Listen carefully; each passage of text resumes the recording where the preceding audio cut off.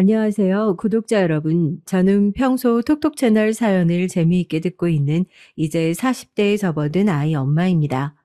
제가 이렇게 톡톡 채널에 사연을 보내게 된 건 평생을 약속한 사람, 정말 이 사람이라면 평생 내 편이 되어줄 거라 믿었던 사람에게 배신을 당했기 때문인데요. 그런 사람에게 배신당한 것만으로도 치가 떨리고 제대로 살아갈 수 없을 정도로 힘든 와중에 배신의 사실을 여러분들이 예상도 하지 못할 정도로 어이없고 황당한 상대에게 듣게 됐습니다.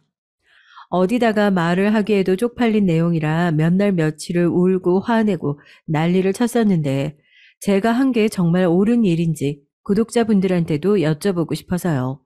이렇게 사연을 제보하게 됐습니다. 요즘 이혼이 참 많죠.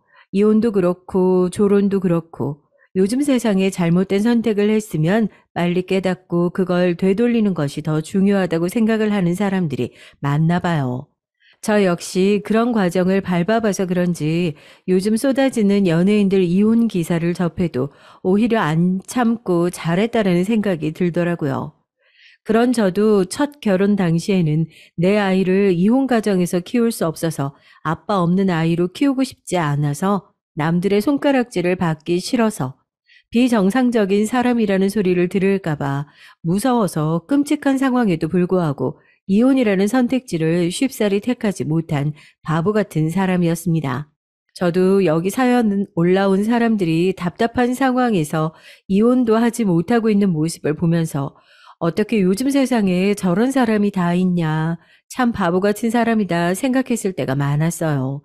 그런데 막상 그 상황에 제가 닥치고 나니까 정말 제가 욕했던 사람들처럼 판단이 잘 서지 않는 제 모습을 보면서 아, 그때 그 사람들도 하는 생각이 들었습니다. 전 남편과는 연애 결혼을 했어요. 결혼 전 연애 기간이 굉장히 짧긴 했지만 그 짧은 시간 동안 정말 운명의 짝이 아닌가 할 정도로 전 남편과는 찰떡궁합이었거든요. 유튜브 채널에 올라오는 골치 아픈 시댁이나 더 골치 아픈 시누이도 없었고 그런 문제에도 자유로웠습니다.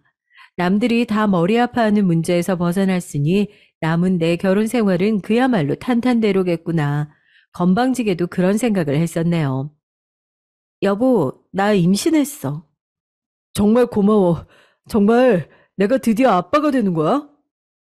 결혼 생활을 유지한 지 1년이 조금 넘었을까요? 저희의 예정보다는 빠르게 아이 소식이 찾아왔습니다.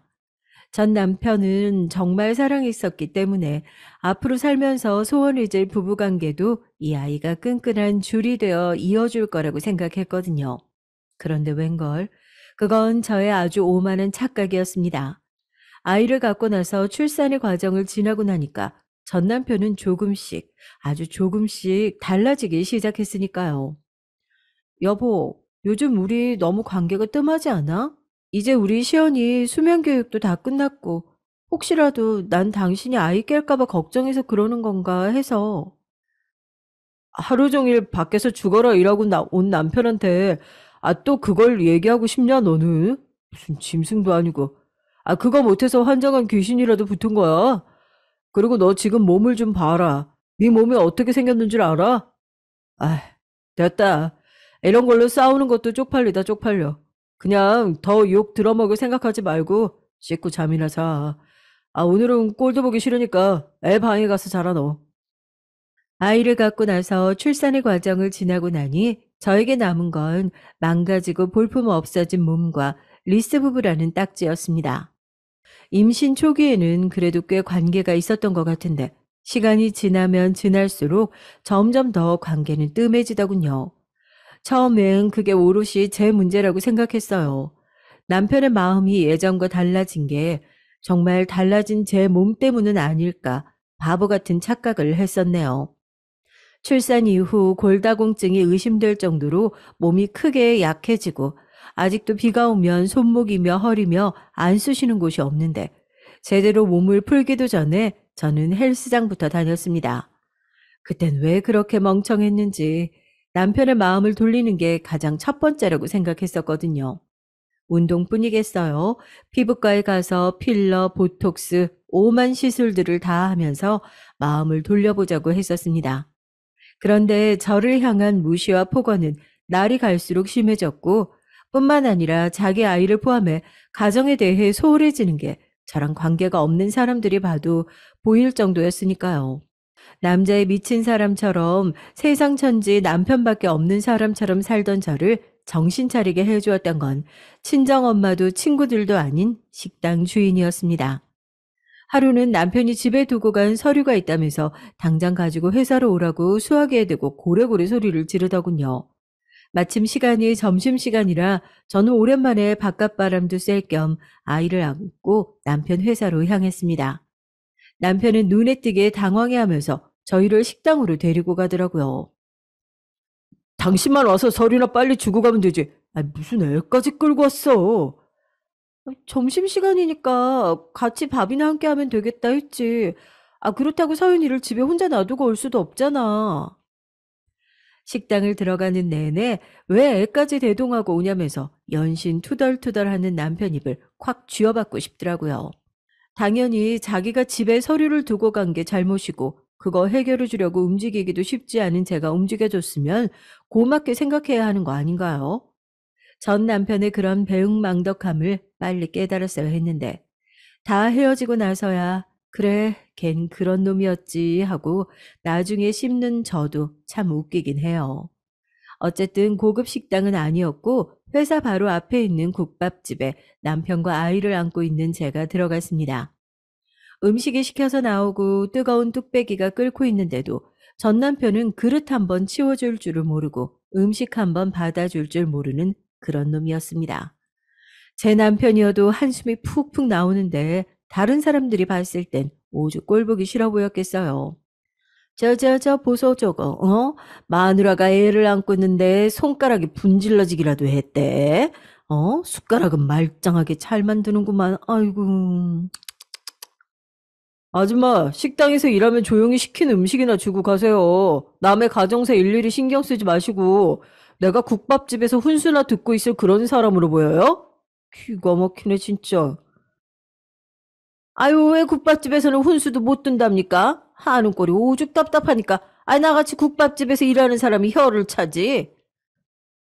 엄마, 왜 또 손님이랑 싸우고 있어? 죄송해요. 제가 음료수라도 한 병 가져다가, 어머! 국밥집에서 괜히 언성이 높아지기 시작했고 저는 제 옆에 있는 남편을 뜯어 말리고 저 멀리서 사장님의 딸로 보이는 직원분이 뛰어오셔서 사장님을 말리기 시작했죠. 제 전 남편이요. 일찌감치 숟가락 던지고 입맛 떨어졌다고 찌찌거리고 있었죠. 별 미친 아줌마들을 다 보겠다고 또 욕을 한바탕 쏟아내길래 저는 딸의 귀를 막고 당신이 좀 참으라면서 한숨을 쉬고 있는데 자기 어머니를 뜯어 말려서 부엌으로 다시 향하는 직원분의 목소리가 순간적으로 확 크게 제 귀에 들리는 겁니다. 어머머머, 저 사람 애기 아빠였네. 난 당연히 그 여자가 마누라인 줄 알았는데. 저런 놈 하루 이틀 봐. 뻔하지 뻔해. 애까지 있는 놈이 지 부모한테도 이러겠어. 주방으로 들어가면서 재소 온 붙었다고 남편을 진상 손님이라고 욕하는 사장님 모녀의 대화 속에서 그 여자라는 이야기가 유독 크게 들리더군요. 이야기만 들었을 땐 저희 남편이 아이 아빠라는 사실을 몰랐을 정도의 무언가가 있었던 것 같은데 도저히 식당 주인을 다시 불러서 그 이야기를 들을 자신이 없는 겁니다. 그때 어렴풋이 저도 짐작은 했었죠. 남편과의 관계가 소원해지는 게 정말 내 탓이 아닐 수도 있겠구나. 남편 때문일 수도 있겠구나 하는 것을 말이에요. 서류를 챙긴 남편이 회사로 쌩하니 들어가 버리고 저는 집으로 가려던 발걸음을 돌려 다시 국밥집으로 향했습니다. 구석에 자리를 잡고 아까 제대로 먹지도 못한 국밥 한 그릇과 소주 한 병을 시켰어요. 그리고 나서 아이 얼굴을 쳐다보고 있는데 왜 그렇게 눈물이 나던지요. 대체 나는 또 뭘 확인하고 싶어서 이 국밥집으로 다시 찾아온 건지 정말 내가 걱정하는 그 사실을 듣게 된다면 난 앞으로 이 아이와 어떻게 살아가야 할지 모든 것이 막막하고 아득하게 느껴졌습니다. 조금 후 서빙을 하러 오신 사장님이 제 얼굴을 알아보고 아는 체를 하시더라고요. 아까 그 애기 엄마 아니야? 아이고, 세상에 얼굴이 이게 뭐야? 눈물 범벅이 돼가지고. 무슨 일이에요? 어? 지희야, 여기 애기 엄마 수육 한 접시만 삶아서 갖다 줘라. 밥은 한 숟갈도 뜨지 못하고 눈물이 그렁그렁한 저에게 사장님은 다 안다는 듯한 얼굴로 소주를 따라주셨습니다. 곧이어 사장님의 딸인 직원분도 수육 한 접시를 들고 제 테이블에 자리를 잡았죠. 저는 소주를 털어 넘기고 눈물이 가득 고인 눈으로 두 사람에게 제가 외면했던 진실을 처음으로 물었습니다. 아까 그 말 무슨 뜻이셨어요? 다른 여자랑 제 남편이 같이 여기 온 적 있었나요? 두 분 이야기하시는 걸 우연히 들었는데 제가 아니라 다른 사람과 만나고 있는 것으로 착각하신 것 같아서. 괘씸해서 그랬어요, 괘씸해서. 우리라고 뭐 손님들 보면서 일일이 미주알 고주알 떠드는 그런 사람들인 줄 알아요. 지 마누라는 애기 안고 제대로 밥도 못 먹고 정신이 없어서 그러고 있는데 남편이라고 앉아서 손 하나 까딱 안 하고 있는 게 집구석에서는 어떻게 할지 안 봐도 뻔하지. 아줌마 애 생각해서라도 그런 놈이랑 살면 안 돼요. 그 사람 요 앞에 회사 다니는 거 맞죠? 내가 오죽하면 얼굴을 기억하겠냐고. 그놈 여자 있어요. 아주 남녀가 둘 다 쌍으로 진상이라서 내가 얼굴도 똑똑히 기억하지. 그리고 이어지는 이야기는 더욱 충격적이었습니다. 그동안 가게 안에서 얼마나 진상 손님처럼 굴었는지 사장님 모녀는 남편의 인상착의를 정확하게 기억하고 있더군요. 물론 그 옆에 찰싹 달라붙어 있는 애되어 보이는 여직원의 모습도 함께요. 둘이서 하도 다정하게 굴고 지지고 볶고 하길래 저 진상이 애기 아빠일 거라는 생각은 추호도 하지 못했답니다. 저는 믿기지 않는 사실에 연거푸 소주만 들이켰어요. 그 당시에 세상에 제가 바보같이 무슨 생각을 했는 줄 아세요? 사장님 모녀가 하루에 보는 손님이 몇인데 그걸 설마 다 하나하나 기억을 하겠냐. 분명 두 사람이 내 남편과 비슷한 사람의 얼굴을 가진 진상 손님을 보고 착각해서 나에게 이런 말을 꺼내는 거다 하면서 믿지 않으려 했죠. 물론 알고 있었습니다. 하루에도 그렇게 수십, 수백 명의 얼굴을 보는 사람들이 얼굴을 기억할 정도면 얼마나 개차반이었길래 하는 걸요. 제가 너무 믿기지가 않아서 그래요. 애 데리고 앞으로 어떻게 해야 될지도 모르겠고, 그게 정말 제 남편이 맞긴 한 거예요. 혹시 뭐 사진이나 이런 거라도 찍어두신 건 없죠? 엄마, 우리 왜 CCTV 며칠 전 거 안 날리고 그대로 가지고 있지? 보여드려. 충격받은 건 충격받은 거고, 이 아줌마도 사실을 제대로 알아야 이혼을 하든 말든 할 거 아니야. 그러다 퍼뜩 녹화된 CCTV가 생각났나 봐요. 두 사람과 함께 그 화면을 보는데 저는 정말 계속해서 질끈 감기는 눈을 억지로 뜨고 화면을 봤던 기억이 나네요. 화면 속에서는 작은 인형이었지만 누가 봐도 남편임을 한눈에 알아볼 수 있는 사람이 어린 여직원이 허리에 손을 두르고 들어오는 모습이 그대로 남아 있었습니다. 더 이상 안 봐도 될 것 같네요. 누가 봐도 제 남편이 확실해요. 아이고, 젊은 세대게 어쩜 좋아. 우리도 도와줄 수 있는 건 다 도와줄 테니까 혹시 남편이랑 이혼하고 갈 데 없으면 여기 와서 일해. 야물딱지게 살아야지. 지금부터라도 애 생각해서 절대 나쁜 생각해도 안 되고 이제부터 마음 굳게 먹어야 돼. 나도 이혼하고 얘 나 혼자 여기까지 키운 거야. 엄마가 물러터져서 이렇게 야무진 딸 키울 수 있겠어? 정신 똑바로 차리고, 어? 그날 남편이 집에 서류를 놓고 가지 않았더라면 제가 정말 아이를 어디다 맡겨두고 저 혼자 가서 서류만 휙 전해주고 왔더라면, 그때 그 국밥집이 아닌 다른 곳에서 점심을 먹었더라면 우연의 우연이 겹쳐져 제가 겔차방 같은 전 남편과 헤어질 기회를 하늘이 만들어주신 게 아닐까 하는 생각이 들더라고요. 그리고 우리 딸 시연이 사장님 말대로 앞으로 제 딸을 현명하게 키워나가야 하는데 물러터진 엄마처럼 더 이상은 보이는 것도 못 본 척하면서 살 수 없다고 생각했습니다. 그때부터 전 남편의 외도 증거를 모으기 시작했어요.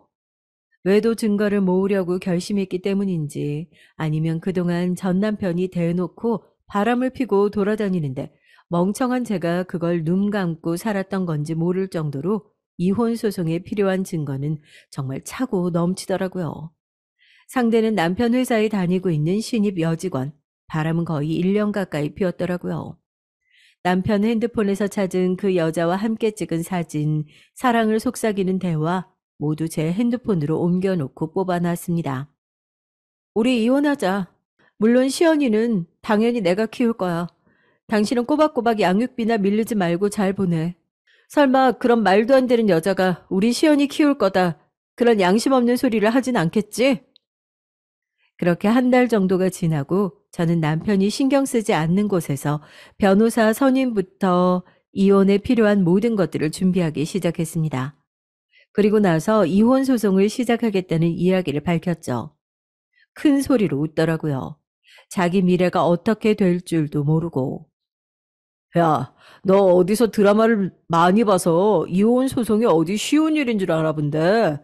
너 그러다가 이 집에서 한 푼도 못 들고 네 딸이랑 같이 나란히 그지 마냥 쫓겨나는 수가 있어. 이혼? 네가 뭐가 있어서 이혼을 하는데?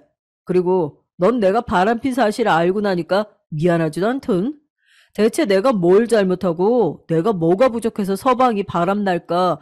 정상적인 사람이라면 그 생각부터 해보는 게 맞지 않냐? 이렇게 사방이 막힌 답답한 인간이니까 내가 바람이 나지. 내가 이 집을 만드는데 들인 공이 얼만데 내가 왜 한 푼도 못 들고 내 딸이랑 그지처럼 쫓겨나? 그지처럼 쫓겨나는 건 너야. 집, 차, 네 통장에 들어있는 1원 한 푼까지 내가 안 보탠 데가 없어.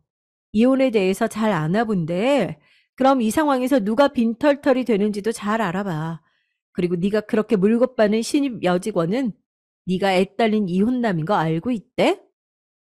야, 걔는 아무것도 몰라. 너 혹시라도 걔 건드릴 생각이면 정말 가만 안 둔다.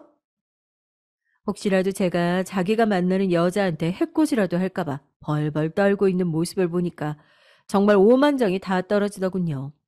그대로 전 남편의 뺨을 올려붙였습니다. 살면서 뺨 한 대라도 안 맞아본 사람이니 꽤나 놀라고 아팠나 보죠. 무릎을 꿇고 앉아 뺨을 잡고 절 멍하니 쳐다보는 얼굴에 침을 뱉어줬습니다. 그리고 그대로 딸아이를 안고 집을 나왔죠. 당연히 남편의 귀책 사유가 100% 인정이 되고 결혼 생활을 유지하는 동안 제 기여도들이 모두 인정받았어요. 결혼 생활 동안 고생했던 것들에 비하면 정말 세 발의 피도 되지 않는 금액이었지만 그래도 그게 어딘가요? 이제 복수할 대상은 딱 하나. 아무것도 모르고 있을, 아니 알아도 모른 척할 새파랗게 어린 여직원뿐이었죠. 번호는 남편의 핸드폰에서 진작 보고 알고 있었어요. 나 조우석 씨 전 와이프예요. 한번 만나죠? 전 와이프라는 제 호칭에 정말 화들짝 놀라더군요. 만나서 실제로 본 여직원은 정말 앳되고 예뻤고 표독스러웠죠. 본인이 제 앞에 엎드려 싹싹 빌어도 모자랄 판에 독한 얼굴로 저를 내내 째려보고 있었으니까요. 뭐가 그렇게 억울해서 날 째려봐요? 아무리 어리고 개념이 없어도 이게 누가 봐도 내가 그쪽한테 사과받아야 할 상황인 거 모르나 보지? 저기요, 아줌마. 우리 오빠한테 얘기 많이 듣긴 했는데 이렇게 뻔뻔하게 나오는 거 보니까 알겠네. 날 뭐 내 언녀라고 만들어서 매장시키고 싶어 이러나 본데 난 우리 오빠가 곧 이혼한다고 얘기해줘서 그것도 다 알고 있었고 결국 둘이 이혼한 거 아니에요? 오빠한테 그렇게 매달리면서 뭐라도 뜯어가려고 애걸복걸 하시니 결국 성공했나 보네. 야, 네가 개념 없이 먼저 말 꺼냈으니까 나도 개념 없는 전 와이프 연기 좀 해볼게. 네가 아무리 어리고 지금이야 머리에 총 맞은 것처럼 아무 생각도 안 들어서 지금 앞뒤 구분 못하고 그 입인지 모를 더러운 구멍에서 말을 막 쏟아내나 본데 너 이제 끝났어. 너네 부모님은 그렇게 곱게 키운 딸이 유부남 쫓아다녔던 거 알고 있니? 우리 부모님은 우리 부모님은 왜? 너도 부모님 얘기하니까 심장이 벌렁벌렁해? 나도 그렇거든. 나도 우리 딸이 있어. 딸 생각하면 내가 못할 게 없어. 너 잘못 걸린 거야. 내가 벌금을 얼마나 물고 깜빵을 가는 한이 있더라도 네 인생 박살낼 생각이거든. 네 부모님, 친구, 직장 동료, 네가 만나는 모든 사람들한테 미친 사람처럼 달라들어서 네 행실 그대로 얘기할 거야. 그제서야 전 남편의 내연녀도 상황 판단이 됐는지 테이블 아래 납작 엎드려서 벌벌 떨며 제 다리를 붙잡더라고요. 죄송해요. 제가 다 잘못했어요. 저희 부모님께만 이야기하지 말아주세요. 두 분 다 몸이 안 좋으셔서 이 얘기 듣고 나면 정말 쓰러지실지도 몰라요. 제가 시키는 건 뭐든지 할게요. 제발 부모님한테만 말하지 말아주세요. 부모님 아프시니까 집이 어려우니까 남자 하나 제대로 물어서 팔자 피려고 했나 본데 너 이제 그것도 끝이야. 내 전 남편 나한테 위자료 물어주다 그지 됐거든. 양육비도 꼬박꼬박 보내줘야 돼. 어쩌냐? 너 인생 펴보려는 계획 완전히 쪽난 것 같은데. 시키는 건 뭐든지 한다고 그랬지? 내가 시키는 건 딱 하나야. 그놈 사회에 절대 방생시키지 말고 네가 평생 데리고 살아야 된다. 네 예쁜 얼굴이 그놈이랑 살면서 하루하루 무너지고 망가지는 거 보면서 나랑 우리 딸 가슴에 칼 꽂은 거 평생 후회하면서 그렇게 살아야 돼. 아마 전 남편의 내연녀는 정말 돈만 보고 그렇게 달라붙었던 거겠죠. 제 이야기에 망연자실해서 바닥을 주먹으로 치면서 소리를 지르더라고요. 어쩌겠어요. 바보 같은 선택을 했으면 자기도 그 바보 같은 선택에 책임을 질 줄도 알아야죠.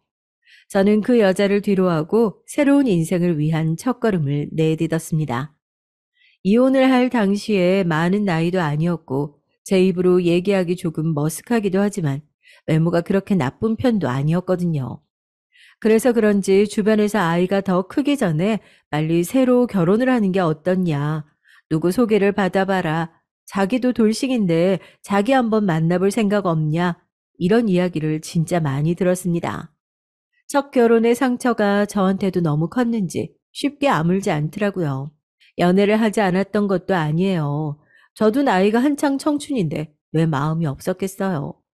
그런데 사귀고 나서 얼마 지나지 않으면 이 남자도 지금에서야 간이고 쓸개고 빼줄 것처럼 행동해도 결국 전 남편처럼 바람피고 내 마음에 상처를 주지 않을까 하는 생각이 들어서 더 이상 마음이 가지 않더라고요.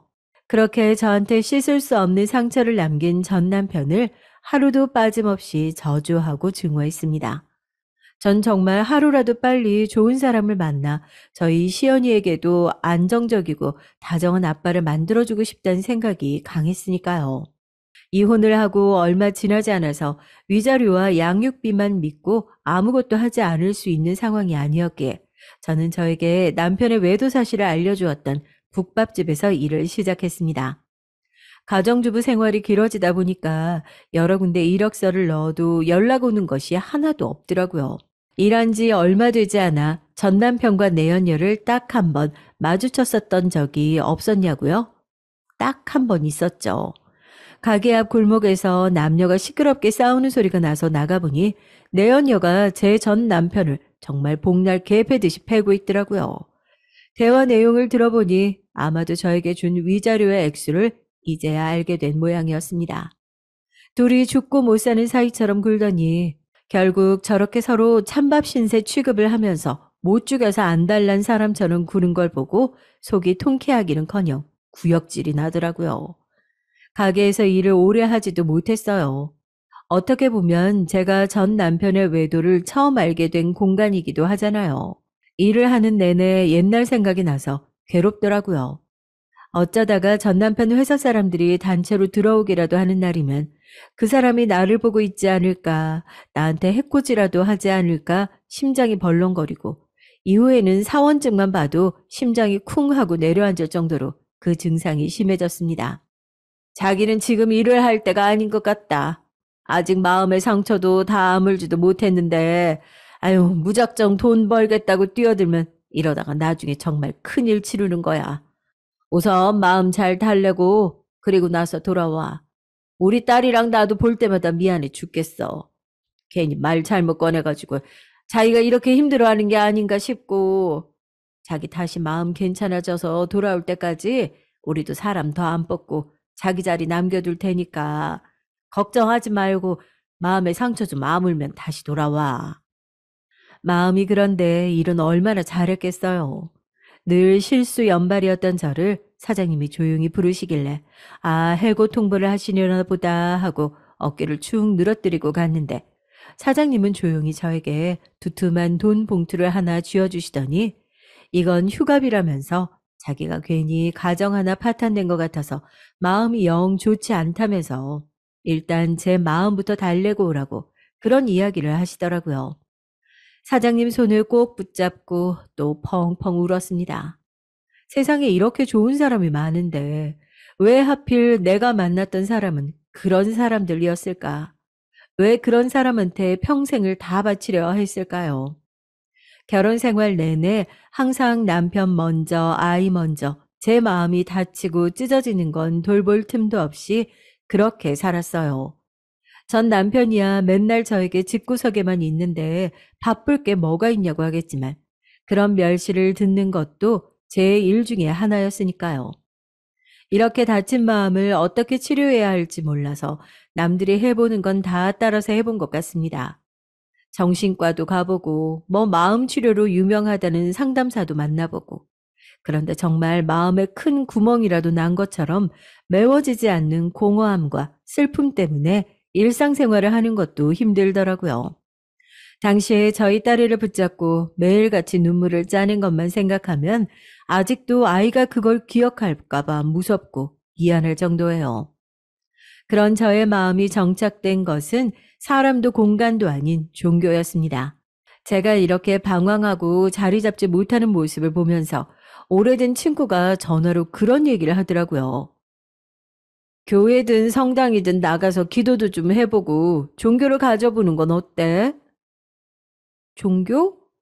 난 살면서 교회든 절이든 문지방도 밟아본 적이 없는 사람인데? 너 괜히 사람들이 힘들어하면 하느님이든 부처님이든 붙잡고 기도하는 게 아니다. 뭐 TV에 나오는 맹목적으로 믿는 사람들 생각하지 말고 우리 같이 힘든 사람은 누구 붙잡고 말할 사람이라도 있어야 하잖아. 종교를 갖는다고 생각하지 말고 그냥 기댈 곳 찾는다 이렇게 생각하는 거지. 너 우리 언니 알지? 우울증 하도 심해서 가족들이 폐쇄병원 보내버릴까 생각도 했다고 말했잖아. 우리 언니 요즘 교회 다니면서 눈빛이 바뀌었어. 살고 싶다고 그런다니까. 너 이대로 가다간 시연이도 제대로 못 키우게 생겼어. 그래서 하는 소리야. 친구의 이야기를 들으니까 솔깃하더라고요.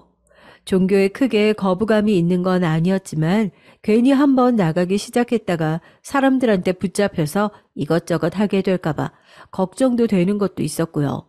저도 정말 지푸라기라도 잡는 심정으로 동네에 있는 교회를 처음 나가기 시작했던 것 같아요. 그런데 웬걸 정말 말도 안 되게 마음이 편해지더라고요. 기도를 하면서 전 남편을 몇 번을 증오하고 또 몇 번을 용서하고 울었는지 모르겠어요. 정말 친구의 말처럼 그 당시 저에게는 그 사람이 됐든 종교가 됐든 관계없이 제 한 몸 기댈 곳이 필요한 사람이었던 거죠. 종교 생활을 잘하고 있는 게 너무 예뻐서 그래. 우리가 일요일에 예배 끝나고 나서 이 앞에서 차도 마시고 이야기도 하는 성경 모임 하고 있는데 어떻게 아가씨도 한번 나와보지 않을래?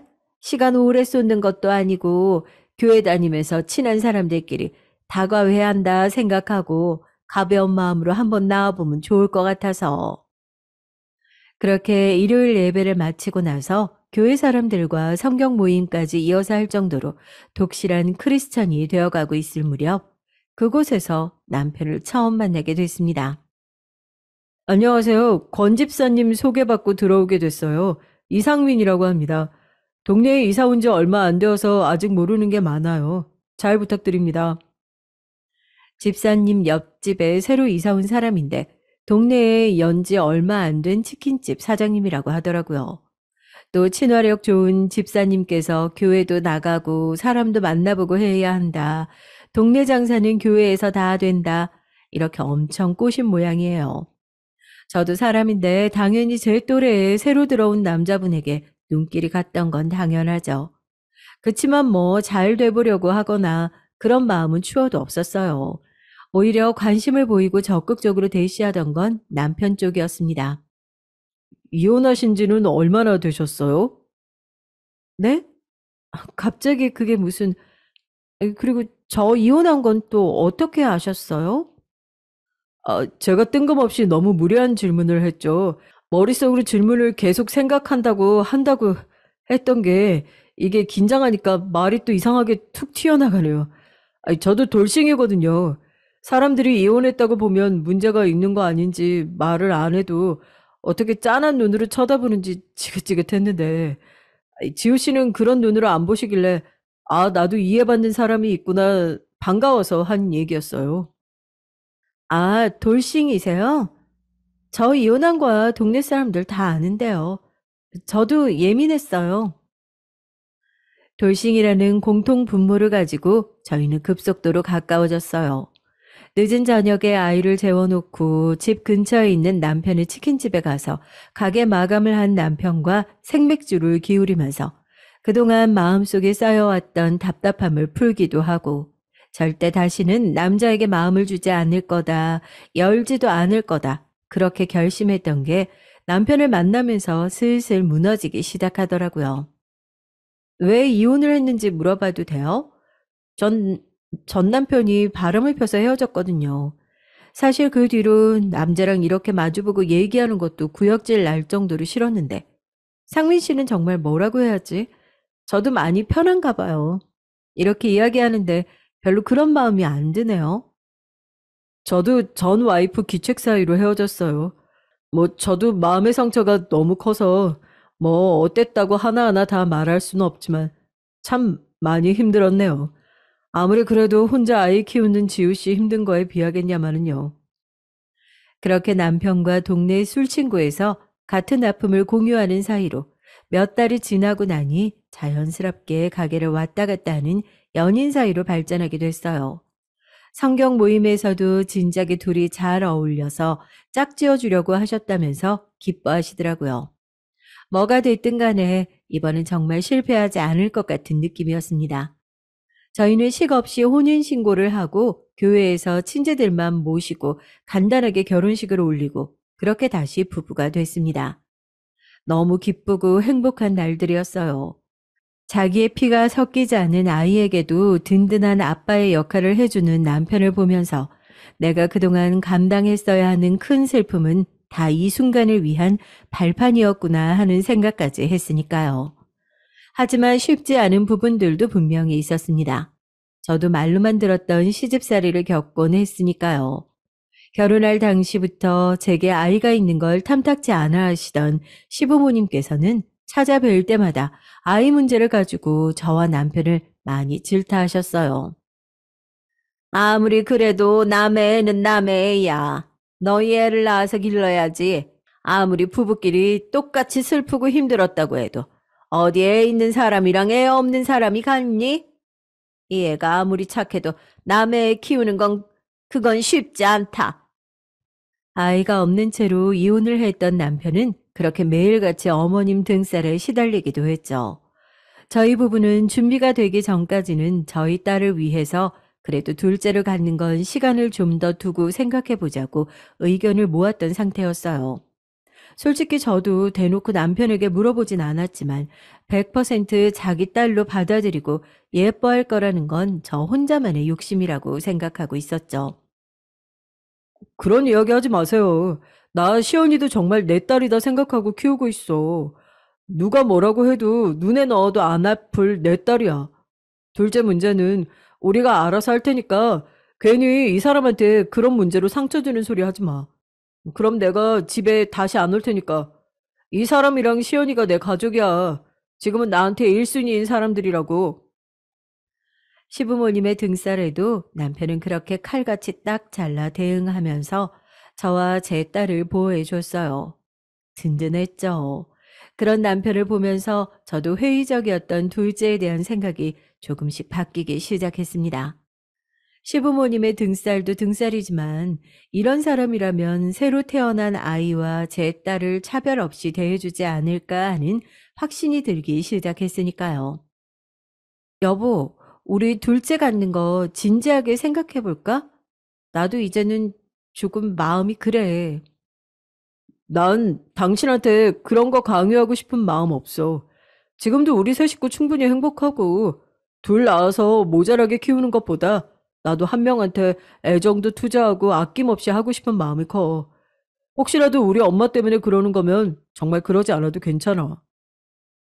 이런 말들을 들으면서 어떻게 이 사람을 믿지 않을 수가 있었겠어요. 전 남편과의 거의 리스와 가까웠던 관계도 지금 남편을 만나면서 오히려 신경 써서 자제해야 하지 않을까 싶을 정도로 부쩍 늘었습니다. 남들은 뭐 그런 거 가지고 애정의 척도를 따지냐 손가락질하고 혀를 찰 수도 있겠지만 이게 정말 안 당해본 사람은 모르거든요. 부끄러운 말이지만 지금의 남편은 그런 문제로 저를 서운하게 했던 적이 한 번도 없었습니다. 그런 남편을 만나면서 이제 저도 사랑받는 아내로 완성됐구나 하고 느낄 정도였으니까요. 행복한 나날들이었습니다. 그런 행복이 영원할 거라고 생각했어요. 또 제 오만이었죠. 저희가 장난으로 그래요. 남자가 결혼하기 전까지 간이고 쓸개고 다 빼줄 것처럼 행동을 하는데 그런 거짓된 연기의 유통기한은 딱 1년이라고요.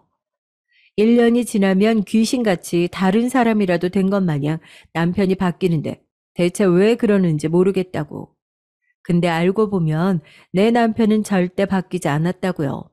원래 그런 사람이 아닌 척 하다가 슬슬 그 신혼의 마법이 풀려가는 거죠. 저도 1년간은 그 신혼의 마법에 빠져 살았습니다. 부끄러운 줄도 모르고 어디 가기만 하면 입이 마르고 닳도록 남편 자랑을 했었어요. 세상에 이런 남자가 어딨냐고요. 그런데 1년이 지나고 결혼 2년 차에 접어드니까 슬슬 그 마법이 풀리기 시작하더라고요. 신혼 초에는 보이지 않았던 남편의 거슬리는 행동들이 하나둘씩 눈에 들어오기 시작했습니다. 아우, 술 냄새. 아, 오늘 가게 마감 일찍 한다고 하지 않았어? 어디서 이렇게 술을 마시고 들어온 거야? 가게 마감하고 동네 형들이 와서 한 잔 더 하자는데 뺄 수 있어? 이거 다 동네 장사야, 어? 동네 손님들 잘 잡아야 우리도 먹고 사는 거라고. 남편이 사회생활 하고 들어왔으면 조신하게 꿀물이라도 타다 줘야지. 그게 내 조지. 잔뜩 혀가 꼬부러져서 잠옷도 제대로 갈아입지 못하고 침대에서 널브러지는 남편. 평소에 다정한 모습은 온데간데 없고 술만 마시면 집에 들어와서 사람을 무시하고 하대하는데 전 거기서 꼭 전 남편의 모습을 보는 것 같아 심장이 철렁했던 적이 한두 번이 아니었습니다. 그런데 불행인지 다행인지 아침에 술이 깨고 나면 언제 그랬냐는 듯이 제 비위를 맞추더라고요. 술이 웬수지, 술이 웬수야. 아, 여보, 내가 어제 혹시 실수한 거 있어? 나 하나도 기억이 안 나서. 내가 정말 이제 술 끊든지 해야지. 기분 풀어, 어? 콩깍지의 무서움이란 게 그래요. 사람이 술을 마시다 보면 실수를 할 수도 있지. 그래, 동네 장사인데 동네 단골들 챙기는 것도 일이겠지. 하고 생각하고 다 넘어갔으니까요. 그런데 제가 믿었던 남편과의 사이가 금이 가기 시작한 건 그때부터였습니다. 어느 날과 같이 술에 잔뜩 취해서 들어온 남편은 그날도 저에게 선을 넘는 말들을 쏟아낼 뿐만 아니라 강제로 관계를 가지려고까지 하는 게 아니겠어요? 힘으로 쉽사리 제압되지 않는 남편을 겨우겨우 밀어내고 남편 역시 술과 잠에 취해 골아떨어졌는데 남편 주머니에서 종이 하나가 툭 굴러떨어지더라고요. 다가가서 영수증을 펼쳐봤는데 흔하게 볼 수 있는 술집의 간이 영수증이었어요. 다만 다른 게 있다면 남편 주머니에서 나온 영수증에는 주대가 60만 원이 넘는 돈이 찍혀 있었던 거죠. 그뿐만인가요? 영수증에는 술값 외에도 도움이라는 글자가 또렷하게 보였습니다. 가게 이름은 적혀 있지 않았지만 누가 봐도 업소나 단란주점에서 여자를 데리고 놀았던 정황이 보인 거죠. 그걸 보는 순간 왜 요즘 자꾸 남편에게서 전 남편이 겹쳐 보였는지 알 것만 같더군요. 그렇게 자상한 척 세상에 둘도 없는 남편인 척 하더니 결국 이 사람도 전 남편과 똑같은 개차반일 거라고 생각을 하니까 또다시 실패한 제 결혼 생활에 환멸이 나고 눈물만 쏟아졌어요. 다음날 남편이 술이 깨고 나서 저는 제 눈치를 보며 해장을 하고 있는 남편의 눈앞에 영수증 종이를 펼쳐서 탁 소리나게 내려놨어요. 그런데 제 남편은 제가 그 영수증을 보여줬는데도 놀라지도 않고 별로 대수롭지 않다는 듯 대답을 하더라고요. 난 또 뭐 때문에 아침부터 그렇게 찬바람이 쌩쌩 부나 했더니 겨우 이거였어? 왜 그래? 이런 거 뻔히 알잖아. 주류 도매 떼주는 사장님 때문에 어쩔 수 없이 갔던 거야. 내가 이런 데나 다닐 사람으로 보여?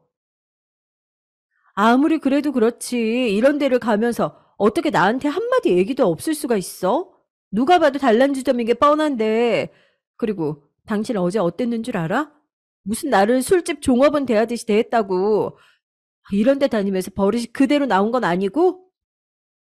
너 그거 비약이야.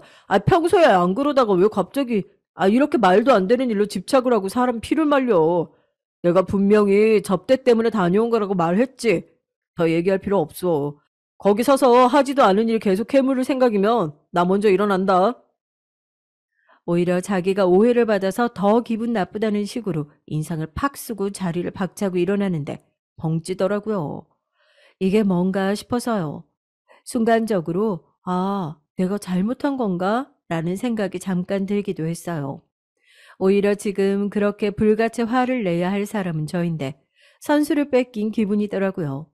그 이후에도 남편의 잘못된 행동들은 고쳐질 기미가 보이지 않았습니다.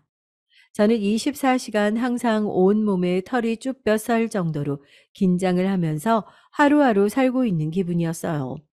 마치 살얼음판을 걷는 기분이요. 언제 어디서 남편의 잘못된 행동을 깨닫게 될지 모른다는 불안감에 휩싸여서 살았던 것 같습니다. 그리고 남편의 가면이 벗겨지는 날은 생각보다 빠르게 다가왔어요. 평소보다 다를 것 없이 술에 취한 남편이 양말도 벗지 못하고 골아떨어지고 저도 양말만 겨우겨우 벗기고 방 안에 진동하는 술 냄새를 피하려고 거실로 나가는데 핸드폰 진동이 울리더라고요. 협탁 위에서 남편의 핸드폰이 빛과 진동을 내면서 몇 번 울리고 한 3번 정도 전화가 울리고 나더니 문자가 도착했다는 알림음이 울리더라고요. 사람이라면 너무 궁금할 수밖에 없는 상황이잖아요. 평소에 남편의 핸드폰을 볼 생각도 하지 않았는데 그날따라 이상하게 저걸 꼭 확인해야만 할 것 같다는 생각에 사로잡혀서 천천히 다가갔습니다. 야, 넌 전화도 안 받아? 위자료 왜 안 보내는데? 너랑 이제 더 이상 더러운 꼴 보기 싫으니까 내일까지 당장 입금해. 위자료라는 단어를 보자마자 또 한 번 심장이 쿵 내려앉았죠. 직감적으로 알 수 있었습니다. 남편의 전 와이프에게 온 문자라는 걸요. 그런데 이상하죠. 남편은 이혼의 귀책 사유가 100%전 와이프에게 있어서 깔끔하게 헤어질 수 있었다고 했는데 갑자기 위자료 얘기라뇨. 혹시나 하는 마음에 저는 제 핸드폰을 들고서 전 와이프의 번호를 빠르게 저장했습니다. 남편은 몇 번 뒤척이더니 다시 조용히 잠들더군요. 그리고 텅 빈 거실에 나와 앉아 한참을 고민했습니다. 이 판도라의 상자를 열어볼 것인지 말 것인지에 대해서요. 옛날에 저였다면 상상도 못했을 일이죠. 그런데 이제는 그러지 말자고 다짐했습니다. 설령 내가 한 선택이 잘못됐다고 하더라도 빨리 깨닫고 되돌릴 수 있을 때 되돌리는 것이 유일한 방법이라는 것을 알았으니까요. 다음날 남편이 출근하고 저는 어제 그 번호로 전화를 걸었어요. 몇 번의 신호음이 가고 남편의 전 와이프일 여자분이 전화를 받더라고요. 저 이상민 씨 현재 와이프예요. 어제 저녁에 보내신 문자 관련해서 물어보고 싶은 게 있어서 잠시 만나실 수 있을까요? 전화를 들고 있는 손이 덜덜 떨리더라고요. 어제 문자를 확인했다는 이야기를 하니 상대방도 수화기 너머로 한참 동안 말이 없다가 본인이 주소를 찍어줄 테니 그 카페에서 보자는 이야기를 하고 전화가 끊어졌습니다. 머릿속이 새하얘진 상태로 아이를 친정에 맡기고 약속 장소로 나갔죠. 거기엔 저 못지않게 지쳐 보이는 표정의 여자가 커피를 홀짝이며 앉아 있더라고요. 저, 안녕하세요. 전화했던 사람이에요. 갑자기 만나 뵙자고 해서 불편하셨을 텐데 선뜻 나와주셔서 감사합니다. 아니에요. 저도 하고 싶은 얘기도 있었고 마침 잘 됐어요. 그렇게 말없이 마주 앉아 커피를 홀짝이고 있던 저희 둘은 누가 할 것도 없이 어제 문자 이야기를 하면서 입을 뗐어요.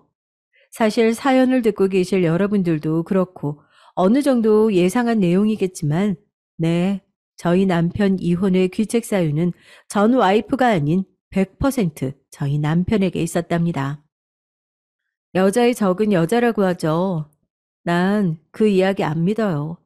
솔직히 그 사람과 더 엮이고 싶은 마음도 없었는데 그쪽 안쓰러운 마음에 오늘 이 자리도 나왔던 거예요.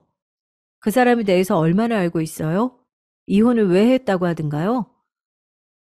너무 대놓고 말하기도 죄송스럽긴 하지만 전 와이프 귀책 사유로 헤어졌다고 그러더라고요. 하, 참, 그 자식 그거 다 거짓말이에요. 당시에 소송까지 가려다가 어차피 소송을 해도 위자료 한 푼 받을 수 없는 빈털털이라 그냥 이 꽉 깨물고 위자료 명목으로 합의금만 받고 협의 이혼 절차 밟자고 제가 먼저 제안했던 거였어요. 합의금도 자기는 일시불로 줄 수가 없는 상황이다. 이혼하고 나서도 매달 분할로 보내주겠다 약속해놓고 지금 1년 가까이 입금하지 않아서 그것도 법적 절차 밟으려고 어제 문자로 최후 통첩 날린 거였고요. 오로지 믿기지 않는 이야기들 뿐이었습니다. 제가 본 남편의 모습은 대체 무엇이었을까요? 커피 한 잔 넘기지 못하고 커피잔을 달달 떨리는 손으로 붙잡고 있는 저를 보며 남편의 전 와이프는 말없이 제 손에 손을 얹더군요. 같은 여자로서 너무 불쌍하고 짠해서 알려주는 거예요. 최근에 산부인과 가서 검진 받아본 적 있어요? 가서 검사 한번 받아봐요. 알코올 중독의 손찌검에 여자는 또 얼마나 많은지 셀 수가 없을 정도예요. 생활비는 그쪽이 직접 관리해요? 주는 돈만 받아서 생활하는 거 아니죠? 직접 관리하는 거 아니면 남편 명의로 된 통장 한번 쭉 봐봐요. 아마 자기 유흥비 명목으로 쓸 비자금 통장 하나 만들어 놨을 테니까. 주류 대금은 밀려도 아가씨 만나러 가는 일정은 절대 안 밀리는 사람이에요, 그 인간. 주머니에서 떨어져 나온 술집 영수증이 무얼 의미하는지까지 모든 퍼즐이 완벽하게 맞춰지는 기분이었죠. 자기가 도와줄 수 있는 건 제 남편의 실체를 이렇게 깨닫게 해주는 것뿐이었다면서 제발 남편에게 묶이지 말고 하루빨리 탈출하라는 말을 남기고 전 와이프가 떠났습니다. 저는 그 길로 바로 산부인과에 가서 여성과 검진을 받았어요. 혹시 남편 외에 주기적으로 관계를 맺으시는 분이 있으세요? 아니요, 그럴 리가요. 대체 그게 무슨 말씀이세요?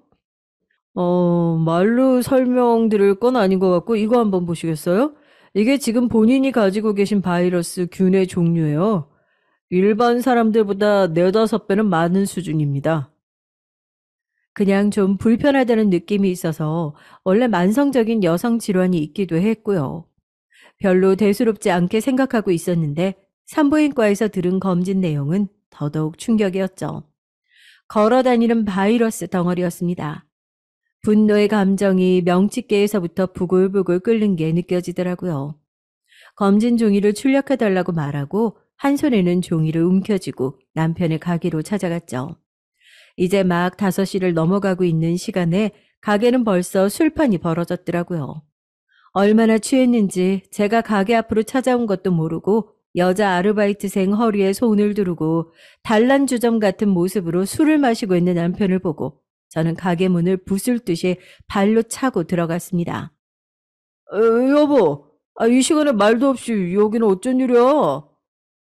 제 모습을 보고 소스라치게 놀라며 알바생의 허리에 두른 팔을 황급히 뺀 남편이 친구들을 뒤로하고 가게를 밀고 들어오는 제 앞을 가로막아 서더라고요. 저는 산부인과 검사지를 그대로 손에 쥔 채로 남편의 따귀를 세게 후려 갈겼습니다. 얼마나 세게 때렸는지 제 손이 다 얼어라고 고개가 돌아간 남편은 휘청하더니 테이블을 붙잡고 저를 쳐다보더라고요. 이게 지금 뭐 하는 짓이야? 나 일하고 있는 거 안 보여? 갑자기 미친 거야? 이게 무슨 행패야? 너 같은 거랑 둘째 만들 생각을 한 내가 미친년이지. 아니, 이제서라도 알아서 우리 딸 계속 지킬 수 있어서 얼마나 다행인지 모르겠다. 계집 애들을 얼마나 끼고 다니길래 의사 선생님도 기겁을 하더라. 나처럼 이렇게 바이러스 많은 사람 처음 본다고. 업소에서 일하는 여자인 줄 알았겠지. 그렇게 뻔질나게 다니는 건 네 놈인데 말이야. 그제서야 상황 판단이 됐는지 남편과 남편의 친구들은 제 팔을 붙잡고 저를 뜯어말리더라고요. 대체 어디서 그렇게 초인적인 힘이 나왔는지 모르겠지만 테이블에 있는 음식과 맥주를 싹 다 엎고 남편 얼굴에 척하고 검사지를 갖다 댔습니다. 너같이 더러운 놈은 우리 시연이 아빠일 자격 없어. 이번에도 이혼이 내 귀책이라고 떠들고 다니면 난 네 전 와이프처럼 가만히 안 있을 거야. 죽을 때까지 네 가게, 네 마누라, 네 자식들 돌잔치까지 쫓아다니면서 네가 얼마나 더러운 놈인지 알려줄 테니까 허튼 수작 부릴 생각하지 마. 그렇게 미안하다며 저를 붙잡는 남편을 뒤로 한 채 유유히 가게를 빠져나왔답니다. 손은 얼얼하지만 속은 후련하더라고요. 이제는 또 한 번 이혼 절차를 밟을 일만 놔두고 있습니다. 두 번째 결혼도 실패한 여자라는 꼬리표는 따라 붙겠지만 절대 후회하지 않아요. 잘못된 선택은 누구나 할 수 있지만 그걸 바로잡을 수 있는 기회는 딱 한 번뿐이니까요.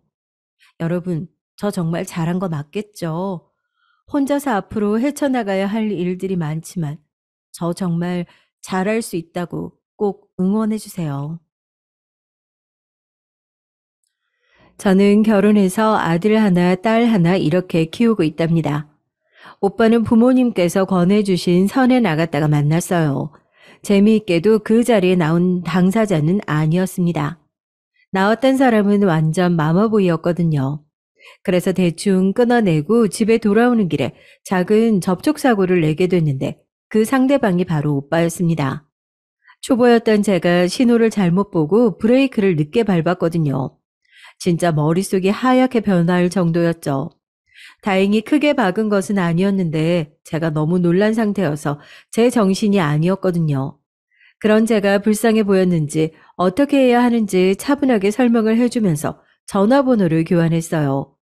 그 뒤로 차 사고 난 것은 깔끔하게 해결을 봤는데 그때는 그걸로 끝이었습니다. 그러다 다시 만난 것이 회사 동료의 결혼식이었죠. 다시 만났을 때는 반갑기도 하고 기분이 좀 이상하더라고요. 오빠는 그 순간 저를 운명이라고 생각했다고 하더라고요. 그렇게 다시 만난 저희는 얼마간의 썸을 타다가 결국에는 연애에 성공을 했답니다. 연애 기간에도 우리는 재미있게 잘 지냈어요. 싸우기도 많이 싸웠고 중간에 헤어졌다 다시 만난 적도 있었죠. 하지만 그런 시간들도 모여서 우리는 결혼한다면 서로가 아닐까 하는 단계까지 왔어요. 그런데 오빠는 항상 가족 이야기가 나올 때마다 많이 망설이더라고요. 연애 중간에 몇 번 마주칠 상황이 있었음에도 불구하고 오빠는 절대 제게 보여주지 않았습니다. 그래서 저는 엄청난 비밀이 숨겨진 것은 아닐까 상상을 하기도 했어요. 혹시 엄청난 재벌집 아들인가? 아니면 그 반대로 찢어지게 가난한 집 아들인가? 아니면 출생의 비밀이 있는 건 아닌가? 오죽하면 그런 드라마에서나 볼 법한 상황들을 상상했겠어요. 결국에는 이런 궁금증을 직접적으로 오빠에게 물었던 날도 있었답니다. 제 이야기를 들은 오빠는 미친 듯이 웃음을 터뜨렸어요. 그러면서 어떻게 그런 생각을 하느냐고 했죠. 그리고는 제발 드라마 좀 적게 보라고 하면서 한동안 저를 놀려먹기도 했습니다. 오빠는 제게 딱히 그런 비밀이 있는 건 아니라고 했어요. 사실 내가 아버지랑 사이가 좀 나빠. 좀 넘는다. 오빠는 한참을 망설이다가 굳은 얼굴로 어렵게 입을 열었습니다. 편견을 심어주고 싶진 않은데 우리 아버지가 물욕이 좀 심해. 그리고 사람을 돈으로 평가하는 경향도 있으시고 나는 네가 그런 점에서 상처받는 순간이 올 것 같아서 마음에 걸려. 저는 오빠의 이야기를 듣고 요즘 무력 없는 사람이 어디 있다고 이렇게까지 말하는 걸까 싶었죠. 돈을 가지고 사람을 평가하는 것도 마찬가지고요. 흔하게 볼 수 있지 않을까 했어요. 하지만 오빠는 내가 무엇을 상상하던 그 이상이 될 것이라고 하더군요.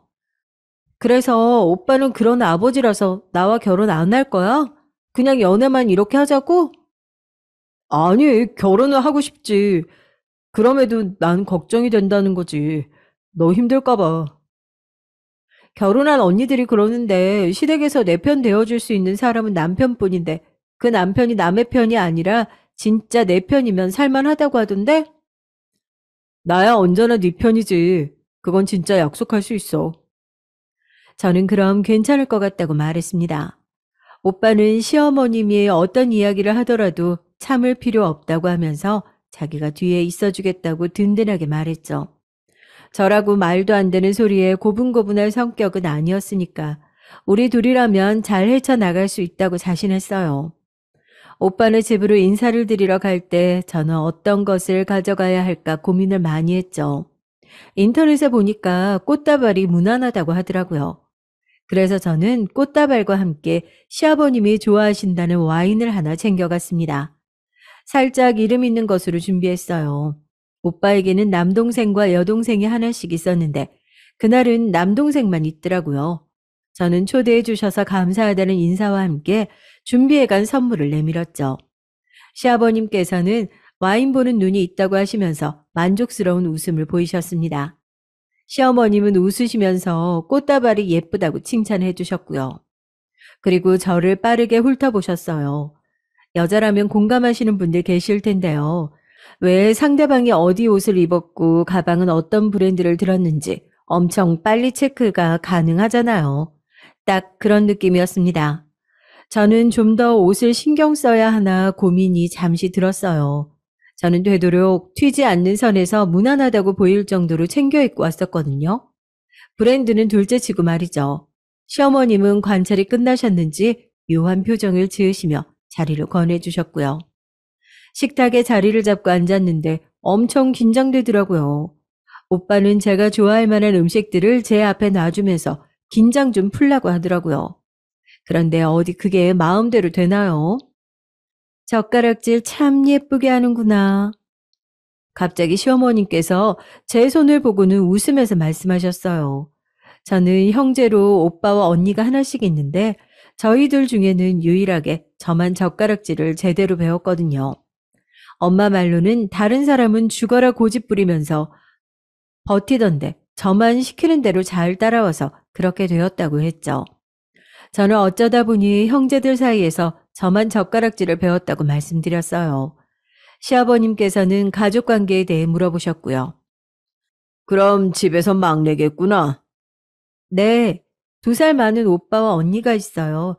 둘은 쌍둥이거든요. 사랑 많이 받고 컸겠네. 언니 오빠는 무슨 일을 하고? 아, 둘 다 연구소에 있어요. 분야는 다르지만. 공부도 잘했나 보네. 시아버님은 고개를 끄덕이고는 저에 대해서도 여러 가지 물어보셨죠. 회사를 다니기 시작한 지는 얼마나 됐는지, 대학은 어디 나왔는지 등 어른들이 많이들 물어보시는 것이 대부분이었죠. 그러다 화제는 자연스럽게 결혼으로 넘어갔습니다. 오빠는 그동안 저희가 나누었던 이야기를 말씀드렸죠. 저희 결혼은 심플하게 하려고요. 축의금도 받을 생각 없습니다. 뭐? 축의금을 안 받는다고? 내가 뿌려준 게 얼만데? 그건 안 된다. 시아버님께서는 단호하게 무슨 소리를 하느냐며 절대로 안 된다고 강경하게 말씀하셨습니다. 그 축의금 어차피 저희 결혼을 축하해주기 위해서 오시는 건데 그냥 와서 축하만 해주고 가셨으면 좋겠다 싶어서요. 무슨 소리야? 축의금이 어디 놓일 거야? 그거 다 아빠랑 엄마가 뿌려둔 돈이다. 받을 건 받아야지. 그리고 식장도 그래. 그렇게 작은 곳에서 하면 손님을 어떻게 부르니? 사람이 많이 와야 그만큼 모이는 돈이 많아지지. 저는 초면인 저를 앞에 두시고 적나라하게 돈 이야기를 하실 것이라고는 전혀 생각하지 못했던 터라 좀 당황스러웠어요. 하지만 오빠가 이전부터 시아버님에 관해 이야기를 해준 덕분인지 그래도 침착하게 대응할 수 있었죠. 시아버님, 식장이 커지면 당연히 들어가는 돈도 많아지고요. 너무 많은 손님들을 모시면 저희도 나중에 인사드려야 할 것도 많아지잖아요. 그리고 오시는 손님들 대접하는 것도 부담되고요. 그래서 오빠와 의논해서 심플하게 하자고 했어요. 뭐 틀린 말은 아니다만 그래도 축의금이 돈이 얼만데? 시아버님은 차분하게 설명하는 제 말씀에 잠깐 한 발 물러서시는 듯 보였습니다. 하지만 무조건 축의금은 받아야 한다고 하셨어요. 오빠는 그렇다면 축의금을 받아서 어린이 단체에 기부를 하겠다고 하더라고요. 시아버님은 펄쩍 뛰셨죠. 도대체 너는 무슨 생각을 하며 사는 거냐? 먹고 살기 바빠 죽겠는데 기부? 기부하면 누가 알아줘? 정말 너는 어릴 때부터 자기 살 궁리는 안 하고 그런 오지랖만 부리지. 하여튼 축의금은 내가 알아서 할 테니까 너흰 가만히 있어. 저희 결혼식이에요. 아버지께 손 벌리는 일 전혀 없을 테니까 어머니도 저희 결혼식에 왈가왈부하실 생각하지 마세요. 오빠의 강한 한 방에 순식간에 식탁은 얼음장처럼 얼어붙었어요. 가만히 듣고 계시던 시어머님께서는 좋은 날에 굳이 언성 높일 필요가 있겠냐고 하시면서 중간에서 어떻게든 분위기를 수습하려고 하셨죠. 시아버님께서는 불만 섞인 표정을 하셨지만 나중에 따로 이야기를 하자고 하셨습니다.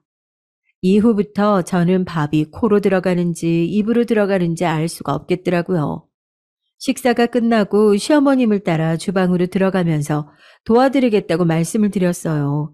시어머님께서는 손님으로 왔는데 뭐하러 여기에 들어오느냐고 하셨지만 제가 계속 돕고 싶다고 하니 그런 마른 행주로 그릇만 닦아달라고 하셨죠. 아까 아버지가 하신 말 너무 마음에 담지 마라. 네? 아, 축의금 얘기요? 준이한테 들었겠지만 원래 그런 분이셔. 적당히 둘이서 잘 이야기해서 해결 봐. 저는 큰 소리 나지 않도록 중간에서 잘 해보겠다고 말씀드렸어요. 시어머님께서도 웃으시면서 잘 해보라고 하시더라고요. 주방은 이렇게 편안한 분위기가 흘러가고 있었지만 거실은 아니었죠. 여전히 오빠와 시아버님은 의견 차이를 좁히지 못하고 대립 중이었거든요. 솔직히 어디 하나가 포기하지 않는 한 의견이 좁혀질 리 없는 문제였습니다. 결국 결론은 짓지 못한 상태로 저는 그 살벌한 곳을 나왔답니다. 결혼 준비에 들어가자 시아버님은 세세한 것까지 엄청 신경을 쓰셨어요. 좋게 말하면 말이죠. 대부분 예물을 할 때는 부부가 가거나 시어머님과 많이 간다고 하는데 그 자리에 시아버님도 나오셨더라고요. 시어머님께서는 손가락이 예뻐서 뭐든 잘 어울리겠다고 하면서 들뜬 목소리로 제게 이것저것 권하셨죠. 그러면 시아버님께서 가만히 보고 계시다가 별로라고 하시기도 했고 다른 것이 더 잘 어울린다고도 하셨죠. 이렇게 들어보면 정말 신경을 많이 쓰신다고 생각하실 수도 있는데요. 시아버님이 반대하던 것들은 하나같이 가격대가 높은 것들이었습니다. 결국 시아버님 마음에 제일 든다고 하셨던 것은 보석상 사장님도 고개를 저을 정도로 촌티 팍팍 나는 제일 저렴한 반지였죠. 뒤늦게 온 오빠는 시아버님이 골라두신 반지를 보고는 인상을 팍 쓰고 아까 시어머님께서 너무 잘 어울린다고 했던 것을 귀신같이 골라내더라고요. 뭐하러 이런 것에 비싼 돈을 들여. 이게 제일 낫다. 세아가 이걸로 해라. 아버지는 왜 오셨어요? 예물은 저희가 알아서 할 텐데요. 알아서 하기는 무슨. 내가 알아봤으면 어쩔 뻔했냐? 허영에 들떠서 택도 없는 것들을 했겠지. 저는 시아버님이 말씀하신 택도 없다는 것의 의미를 금방 이해하지 못했어요.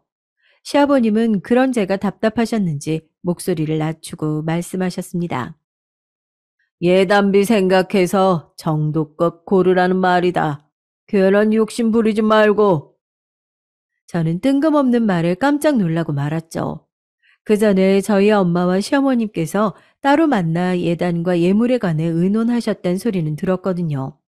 얼마가 오고 갔는지 말씀 안 하셔서 잘 몰랐는데 시아버님의 태도로 봐서는 성에 차지 않으신 모양이었어요. 오빠는 바로 발끈했습니다. 예단비가 무슨 상관이에요? 제가 분명 말씀드렸죠. 저희 결혼에 아버지 도움 하나도 받지 않겠다고. 지금까지 키운 게 있는데 내가 보태든 안 보태든 그게 무슨 상관이냐? 세아가 너도 정신 차려.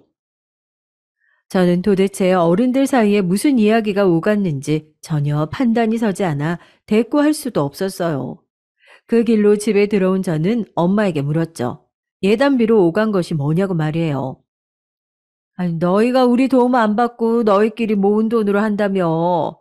아무리 그래도 그건 아닌 것 같다고 서로 이야기가 돼서 그냥 예물 주고받는 선에서 끝내자고 했는데, 아니, 사돈은 너 반지랑 목걸이 해주시고 우리가 반지랑 시계 하고. 왜? 저는 시아버님이 하신 말씀을 그대로 이야기했죠. 엄마는 어이없다는 표정을 지으시면서 무슨 이런 경우가 다 있냐고 화를 내셨습니다. 당장이라도 안사돈과 만나 이야기를 하겠다고 말이죠. 저는 제가 무슨 사정인지 알았으니 우리끼리 이야기 끝나겠다고 했어요. 하지만 엄마는 분을 이기지 못하고 계속 화를 내셨죠. 저는 괜히 말씀드렸나 후회가 됐어요. 그리고 늦은 저녁 오빠가 집으로 찾아왔습니다. 오빠는 낮에 있었던 무례에 대해 사과 말씀드리고 싶다고 하더라고요. 오빠에게는 따로 이야기한 것도 없는데 어떻게 알고 왔는지 깜짝 놀랐습니다. 나도 집에 가서 상황 알아봤지. 그 자리에서 네가 아무 말도 안 하고 있던 것으로 봐서 너도 상황을 알아봤겠다 싶어서. 그래서 왔어. 우리 집은 내가 해결해 봤어. 그러니까 신경 안 써도 괜찮아. 괜히 시아버님이랑 싸운 거 아니고? 오빠는 대답을 피하면서 부모님께 심려를 끼쳐드려 죄송하다고 하고는 예물은 오늘 본 것으로 하자고 하더군요. 저는 알겠다고 하고 그냥 넘어갔어요. 결국 저희 결혼식은 당일 오전까지 축의금을 두고 시아버지와 오빠의 대립은 팽팽하게 이어졌습니다.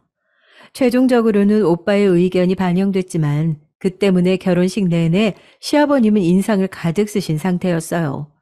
친구들이 제가 집안에서 반대하는 결혼을 하는 것 아니냐고 걱정할 정도로 말이에요. 나중에 보니 영상에도 사진에도 시아버님의 얼굴은 험상궂음 그 자체더군요. 저는 좋은 날 옥에 티가 되어버린 시아버님에 대한 감정이 좋게만 쌓이진 않았어요. 신혼여행에서 돌아오고 우리는 양가 어른들께 인사만 드리고 바로 돌아왔습니다. 원래는 하룻밤씩 자고 올 작정이었는데 시댁에서 도저히 두 다리 뻗고 잠을 잘 수가 없겠더라고요. 오빠도 싫어하는 눈치고요. 시댁에서는 그냥 오는데 친정 가서 하루 자는 것도 괜히 꼬투리 잡힐 것 같아서 그냥 인사만 드렸죠. 저희는 오빠 회사에서 제공하는 사택에서 신혼살림을 시작했습니다. 그 덕분에 어른들 도움 받지 않겠다고 말할 수 있었죠. 저희는 아이를 셋은 낳고 싶어서 초반에 돈을 좀 많이 모아두자고 서로 이야기가 되었답니다. 그래서 저도 오빠도 정말이지 정신없는 날들을 보냈어요. 그러다 보니 계절도 바뀌고 해도 바뀌었죠. 결혼하고 처음으로 시아버님 생신을 맞이했습니다. 전 선물을 어떤 걸로 해야 할지 고민이 됐어요. 오빠는 그냥 식사 대접하고 용돈으로 드리자고 했습니다. 저는 처음이라 선물하는 것을 이야기했지만 오빠는 좋은 소리 못 들을 게 뻔하다며 그냥 돈으로 넘어가자고 했고요. 어차피 마음에 드는 것을 사지 않는 이상 브랜드 탓하고 디자인 어떻고 하면서 고맙단 소리 절대 하지 않을 사람이라고 단호하게 말하면서요. 저는 알겠다고 하고 식당을 예약하고 생신 선물로 50만 원을 예쁜 봉투에 넣었습니다.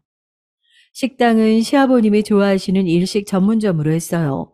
가게는 마음에 드셨는지 싱글벙글 웃으시더군요. 다행스럽게도 음식이 입에 맞으셨는지 맛있게 드셨어요. 정말 오랜만에 느껴보는 평화 같았죠. 매번 이렇게 모이면 오빠와 시아버님의 말다툼으로 살벌했거든요. 도련님과 아가씨도 오빠와 시아버님을 곁눈질하며 안심한 기색이 역력했습니다. 식사가 끝날 때쯤 오빠는 짧게 생신 축하드린다는 말과 함께 용돈 봉투를 드렸어요. 시아버님은 그 자리에서 바로 확인을 하시더라고요. 그리고는 돈을 꺼내어 세기 시작하셨습니다. 시어머님이 집에 가서 보시라고 하셨지만 들은 척도 하지 않으셨죠. 50? 지금 생일 선물이라고 하면서 주는 게 겨우 50이냐? 시아버님의 한마디에 방금까지 좋았던 분위기가 한순간에 얼어붙었습니다. 왜요? 적으십니까, 50이? 아니, 세아가, 너는 결혼해서 처음으로 맞는 시아버님 생신에 고작 50 넣고 입 박는 거냐? 아버님, 50이 고작은 아니잖아요. 그 돈이면 아버님 용돈 쓰시기에 충분하실 것 같은데 작으세요? 작으세요? 50을 누구 코에 붙이라고 줘? 이거 가지고 뭘 사라고? 에휴, 생각하는 게 딱 거기지. 아버님 필요한 게 뭔지 모르지만 어지간한 것은 살 수 있을 것 같은데 혹시 아버님 원하시는 게 따로 있으세요? 아버님은 봉투를 대충 지갑에 넣으시더니 저를 보며 말씀하셨습니다. 내 친구 며느리는 결혼한다고 시아버님 차를 한 대 뽑아줬다던데. 내가 그런 것까지 바라는 건 아니지만 참 실망이구나. 하긴 보고 배운 게 그 선임은 어쩔 수 없다만. 저는 머리털이 쭉 펴서는 기분이 들었습니다. 지금 제대로 들은 것이 맞는가 의문이 들 정도였어요. 보고 배운 게 그 선이라뇨? 아버님, 방금 무슨 의도로 하신 말씀이세요? 오빠보다 제가 더 울컥해서 한 소리 하자 시아버님은 의외라는 표정으로 저를 바라보셨습니다. 무슨 의도긴? 돈 쓰는 것도 보고 배우는 법이다. 뭐 그런 거지. 아니, 돈을 제대로 쓰지 못한다는 말씀이실까요? 아니면 돈을 많이 쓰지 못한다는 의미일까요? 저는 어처구니가 없어서 시아버님 생신으로 모셨다는 것을 잊고 물었습니다. 시어머님은 그런 제 모습에 많이 놀란 얼굴이셨죠. 도련님과 아가씨는 오빠에게 눈짓을 보내며 마치 저를 말리라고 하는 것 같았어요. 하지만 오빠는 가만히 제가 하는 것을 보고만 있었습니다. 놀란 것은 시아버님도 마찬가지인 듯 했어요. 방금 뭐라고 한 게냐 지금? 시아버님한테 뭐가 어째? 돈 쓰는 방법이 문제인지 아니면 그 금액이 문제인지 정확하게 제가 이해를 못해서요. 물어 뭐해 금액이지. 고작 50이라고 하시잖아. 오빠가 제 편을 들면서 비꼬듯 말하자 당황하시던 시아버님의 얼굴이 시뻘겋게 변하셨습니다. 그리고는 바로 자리를 박차고 일어나셨죠. 아주 잘하는 짓이다. 오늘 누구 때문에 모인 자리인지도 모르고 아주 잘한다 잘해. 준이 아버지 소리 좀 죽이고 아우 열 좀 가라앉히세요. 새아가도 시아버님한테 못하는 말이 없어. 시어머님께서 부드럽게 저를 꾸짖고는 시아버님 팔을 붙들었지만 시아버님은 그것마저도 세게 뿌리치셨습니다. 평소에 애들 교육을 어떻게 시키는 거야? 어? 사람이 새로 들어왔으면 제대로 가르쳐야지. 당신 뭐 하는 작자야? 다 큰 애들 가르치기는 무슨 괜히 소리 지르지 마시고 좀 가라앉히세요. 됐어. 일 없어. 불똥은 괜히 시어머님께 튀었습니다. 시어머님은 담담하게 받아치시고는 어떻게든 시아버님을 말려보려고 했지만 화가 나신 시아버님은 그대로 룸을 나가버리셨어요. 시어머님은 시간 지나면 괜찮아지신다고 하시면서 먼저 가보겠다고 하시며 일어나셨습니다. 아, 우리 형수님 다시 봤네. 거기서 그걸 물어보시더니. 그러니까 맨날 오빠가 대드는 모습만 보다가 오늘은 새롭다. 새언니도 만만치 않은데? 죄송해요. 제가 망쳤죠. 어차피 다 먹었어. 이놈들도 그냥 하는 말이야. 신경 쓰지 말고 일어나자. 그렇게 시아버님 생신은 강큰 며느리라는 인상만을 남겨드리고 흐지부지 됐습니다. 그 뒤로 한동안은 시댁에 가더라도 시아버님은 제게 눈길 한번 주지 않으시더라고요. 아예 없는 사람 취급을 하셨죠. 아가씨는 아직 화가 안 풀려서 그런 거니 그냥 모른 척하고 있으라고 하더라고요. 저도 사과할 일은 아무것도 하지 않았다는 생각이 들어 가만히 있었죠. 그리고 정말 시간이 해결해 주듯 몇 주 지나고 나니 없던 일이 됐습니다. 시아버님의 돈으로 사람을 저울질하는 것은 동서가 들어오면서 더 심해졌어요. 그때는 제가 우리 은찬이를 가진 지 6개월 정도 되었던 시점인데요.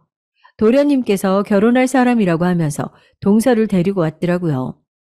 회사 이사님의 딸이라고 하는데 한눈에 봐도 곱게 자란 아가씨라니 인상이 들 정도로 얌전하고 차분했죠. 시아버님은 아주 입이 귀에 걸릴 정도로 반가워하시는 것이 눈에 보일 정도였습니다. 처음 인사드리러 오는 날부터 이름만 들으면 다 아는 고급 와인을 준비해 온 것은 물론이고 제가 임신했다는 이야기를 들었다면서 앙증맞은 아기 신발을 가져왔더라고요. 신발을 선물하면 튼튼하게 태어난다고 들어서요. 아, 우리까지 신경 써줘서 고마워요. 말 편하게 해주세요. 제가 아랫사람인데요. 제가 부족한 부분이 많아요. 잘 부탁드려요. 됐다. 맏며느리가 아랫사람 챙기는 건 당연한데 그걸 부탁할 게 뭐 있어. 둘째 너는 그런 생각하지 말고 내 집이다 생각하고 편하게 있어 편하게. 저 때와는 상반된 반응에 마음이 살짝 상하긴 했지만 그래도 우리 은찬이 선물도 받았는데 기분 좋게 생각하려고 했죠. 도련님의 결혼식은 시아버님이 우리에게 바라셨던 것처럼 큰 호텔에서 화려하게 진행됐습니다. 하객들도 한두 명이 아니었죠. 물론 대부분이 동산의 손님이셨지만 축의금도 두둑하게 들어온 것이 시아버님 얼굴은 시종일관 싱글벙글 진짜 웃음이 떠나질 않더라고요. 저는 그 자리에 있는 것이 좋지만은 않았어요. 비교하면 안 된다는 생각은 들었지만 저희 결혼식과 너무나도 대조되는 반응에 속이 상했습니다. 저는 만삭을 핑계로 일찍 집으로 들어왔답니다. 동서가 들어온 이후로 시댁의 풍경은 또 새롭게 바뀌었어요. 제사 음식을 차리는 것부터 180도 바뀌었죠. 동서는 정말 요리에 재능이 없더라고요. 저는요, 형님. 형님처럼 손재주 많은 분들이 너무 부러워요. 어릴 때부터 예체능은 항상 바닥이었거든요. 분명 조리법대로 만들어도 저는 왜 맛이 다를까요? 정량도 지켜가면서 했는데. 다 잘할 필요가 있어. 동서가 잘하는 것은 따로 있겠지. 동서는 설거지는 자신 있다고 하면서 제가 요리를 하면 그 옆에 서서 설거지를 바로바로 해 정리를 했죠. 정말 누가 봐도 참 살가운 형님 동서지간이다 할 정도였어요. 그런데 생전 들어오시는 일 없으신 시아버님이 주방에 나타나서는 동서를 부르시더라고요. 회사 일하느라 피곤한데 왜 여기 있어? 거실 좀 와서 앉아서 쉬어라. 홀몸도 아니잖니. 아니에요. 너무 안 움직여도 좋지 않다고 해서요, 아버님. 그리고 형님 혼자서는 바쁘시잖아요. 어머님도 정신 없으시고요. 그네나 너희 시어머니나 늘 하던 사람들인데 너 하나 없어도 전혀 문제 없어. 어서 앉으렴. 그 안사돈께서 하시면 얼마나 속상하시겠어. 동서는 곤란한 얼굴을 하며 사양했지만 시아버님은 끈질기게 말씀하셨습니다. 그래, 바깥사돈 하시는 일은 다 잘 되고. 뭐, 여전하시죠. 저는 사돈 어른 이야기를 묻는 시아버님을 보며 비집고 나오려는 웃음을 억지로 말렸습니다. 그러면 그렇지 시아버님이 괜히 동서를 예뻐하는 것이 아니었죠. 곧 배고프다고 칭얼거리는 은찬이를 데리고 오빠가 들어왔습니다. 오빠는 제게 은찬이를 안겨주며 들어가서 맘마부터 먹이라고 하더라고요. 울어도 어떻게 지금 울어?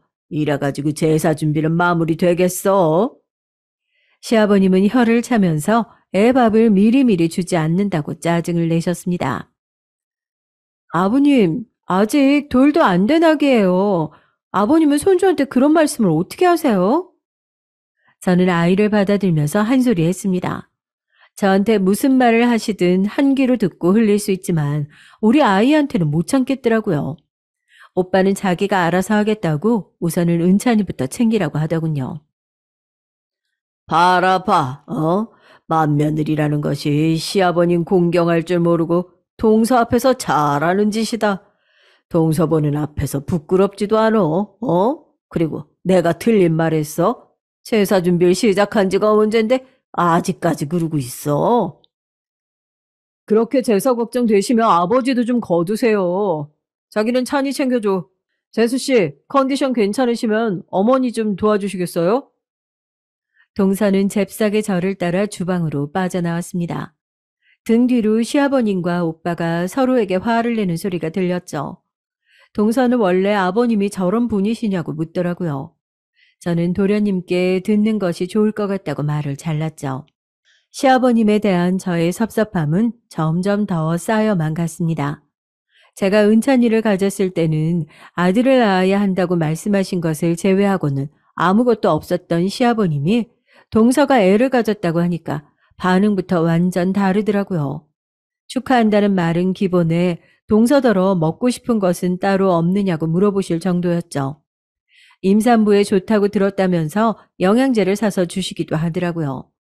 은찬이 태어났을 때조차도 여자아이라고 수고했다는 말 한마디 하지 않으시던 분이 말이죠. 솔직히 저한테 말을 막 하시는 것은 속상해도 참을 수 있었는데 우리 은찬이한테 그렇게 하시니까 너무 화가 나더라고요. 그래서 예전에는 시댁에 행사가 있으면 꼭 참석하고 그랬는데 괜히 거리를 두게 됐습니다. 오빠도 제 마음을 이해해주며 괜히 가서 우리 은찬이 싫은 소리 듣게 하고 싶지 않다고 해줬어요. 그렇게 저희 집은 시댁과 조금씩 거리를 두게 되었답니다. 시간은 정말이지 바람처럼 흘러가더군요. 그 사이에 저희 가족은 둘에서 셋으로, 셋에서 다섯으로 불어났답니다. 처음 우리가 원했던 대로 딸 하나의 아들 쌍둥이와 함께하게 됐습니다. 쌍둥이가 태어나면서 저는 다니던 직장도 정리하고 전업주부로 집에서 애들 키우면서 프리랜서 일을 하고 있었어요. 시간은 그렇게 흘렀는데 변하지 않는 것은 여전히 저를 무시하는 시아버님의 태도뿐이었습니다. 동서는 강남 며느리라고 무엇을 하든 손가락을 세우고 최고라고 하셨고요. 심지어는 동선의 애인 민수도 매번 오냐 오냐 하시며 감싸기 바쁘셨고요. 우리 아이들은 무릎에 한 번 앉혀주신 적이 없었는데 민수는 할아버지 무릎 외에는 다른 곳에 앉아본 적이 없었답니다. 그런 차별들에 섭섭하다고 직접 말씀을 드린 적도 몇 번 있었어요.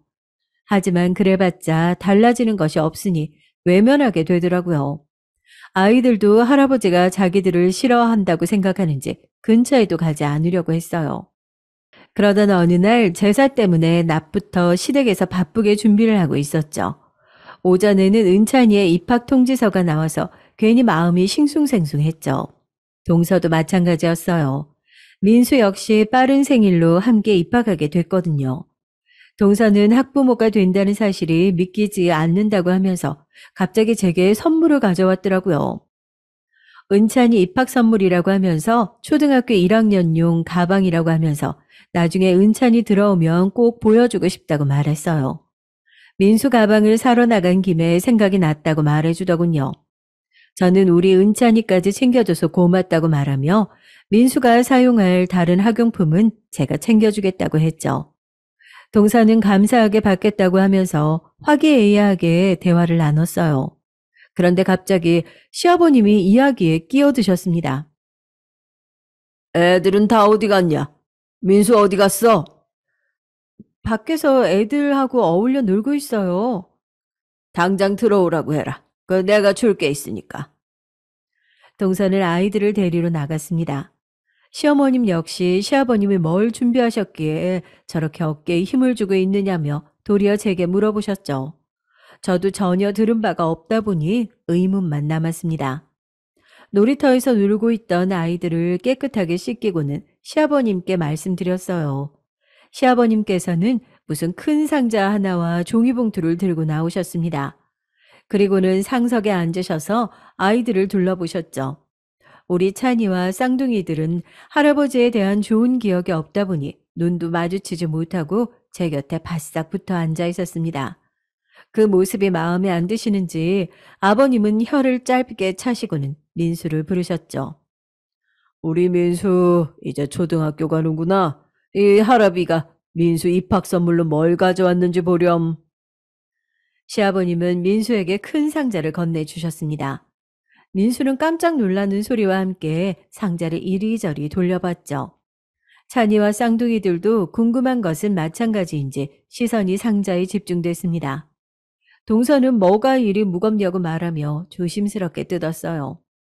포장지를 길게 뜯은 사이로 검은색 무언가가 보이더라고요.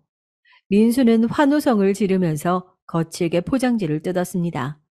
그리고 모습을 드러낸 것은 근래에 새로 나온 삼성 노트북이었어요. 저도 물론이지만 동서 역시 놀란 얼굴로 시아버님을 바라봤습니다. 초등학생한테 입학 선물로 노트북을 준다는 것이 말이 될 이야기는 아니었으니까요. 우리 민수는 공부 열심히 해서 훌륭한 판사 검사 돼야 한다. 알았지? 민수는 이미 노트북에 마음이 빼앗겨 아무 소리도 들리지 않는 것 같았죠.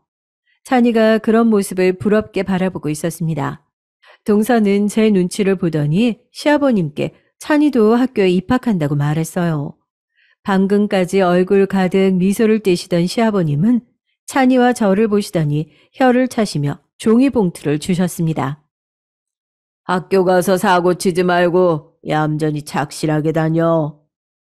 시아버님께서 주셨던 종이 가방에는 노트가 10권 들어있었어요. 그것도 고등학생들이나 쓸 노트들 말이죠. 저는 화가 치밀어 올랐습니다. 아버님, 지금 우리 찬이한테 노트를 주신 거예요? 내가 뭐 잘못했냐? 초등학생 된다는데 그럼 노트면 충분하지. 뭐가 어때서?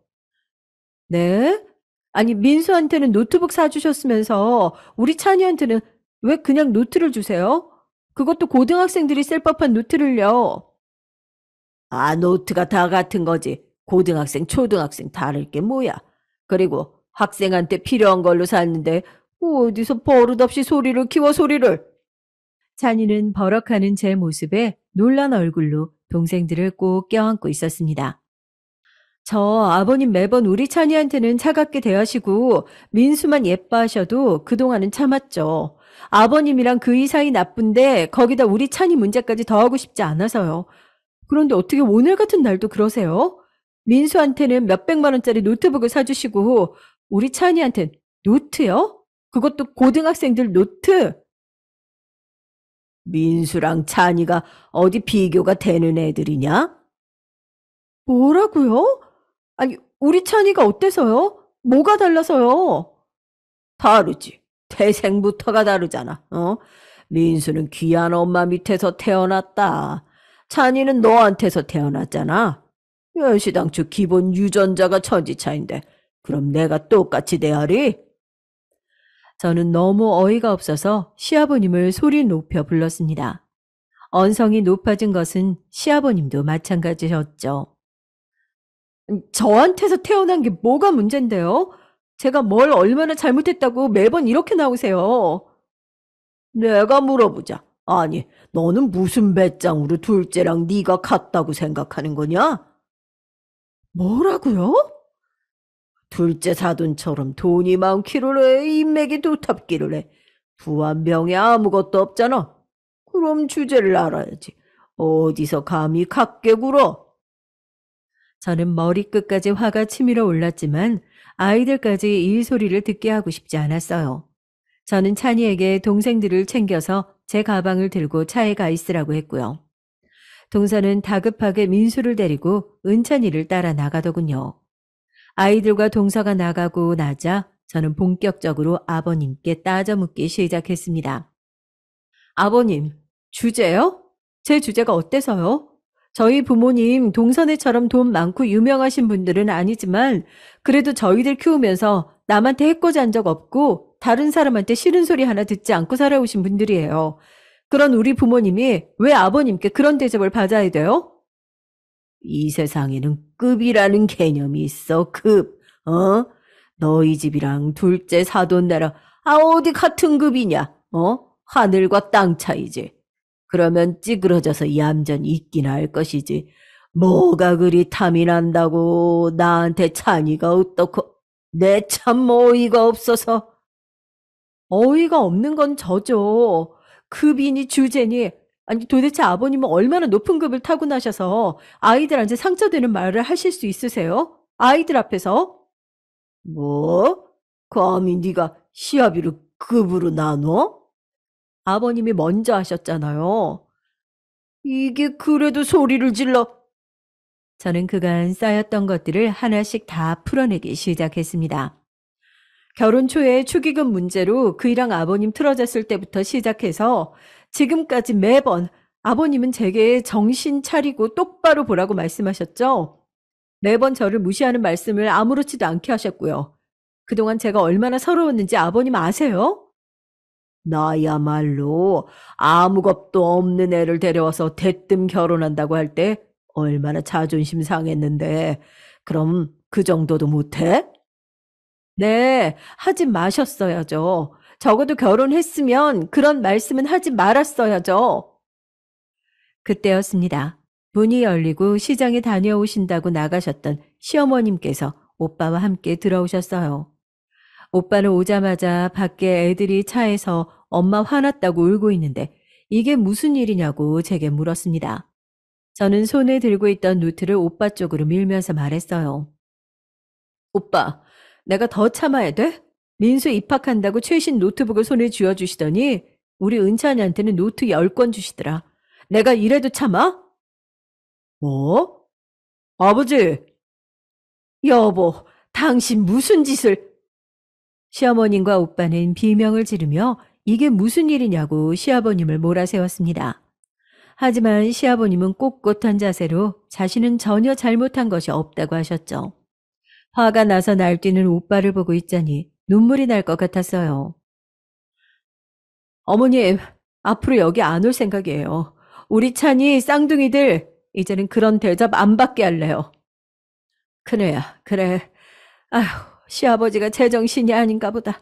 화 좀 가라앉히고. 죄송합니다. 준비는 대부분 다 끝났어요. 이만 가보겠습니다. 저는 시어머님께 꾸벅 인사를 하고 집을 나왔어요.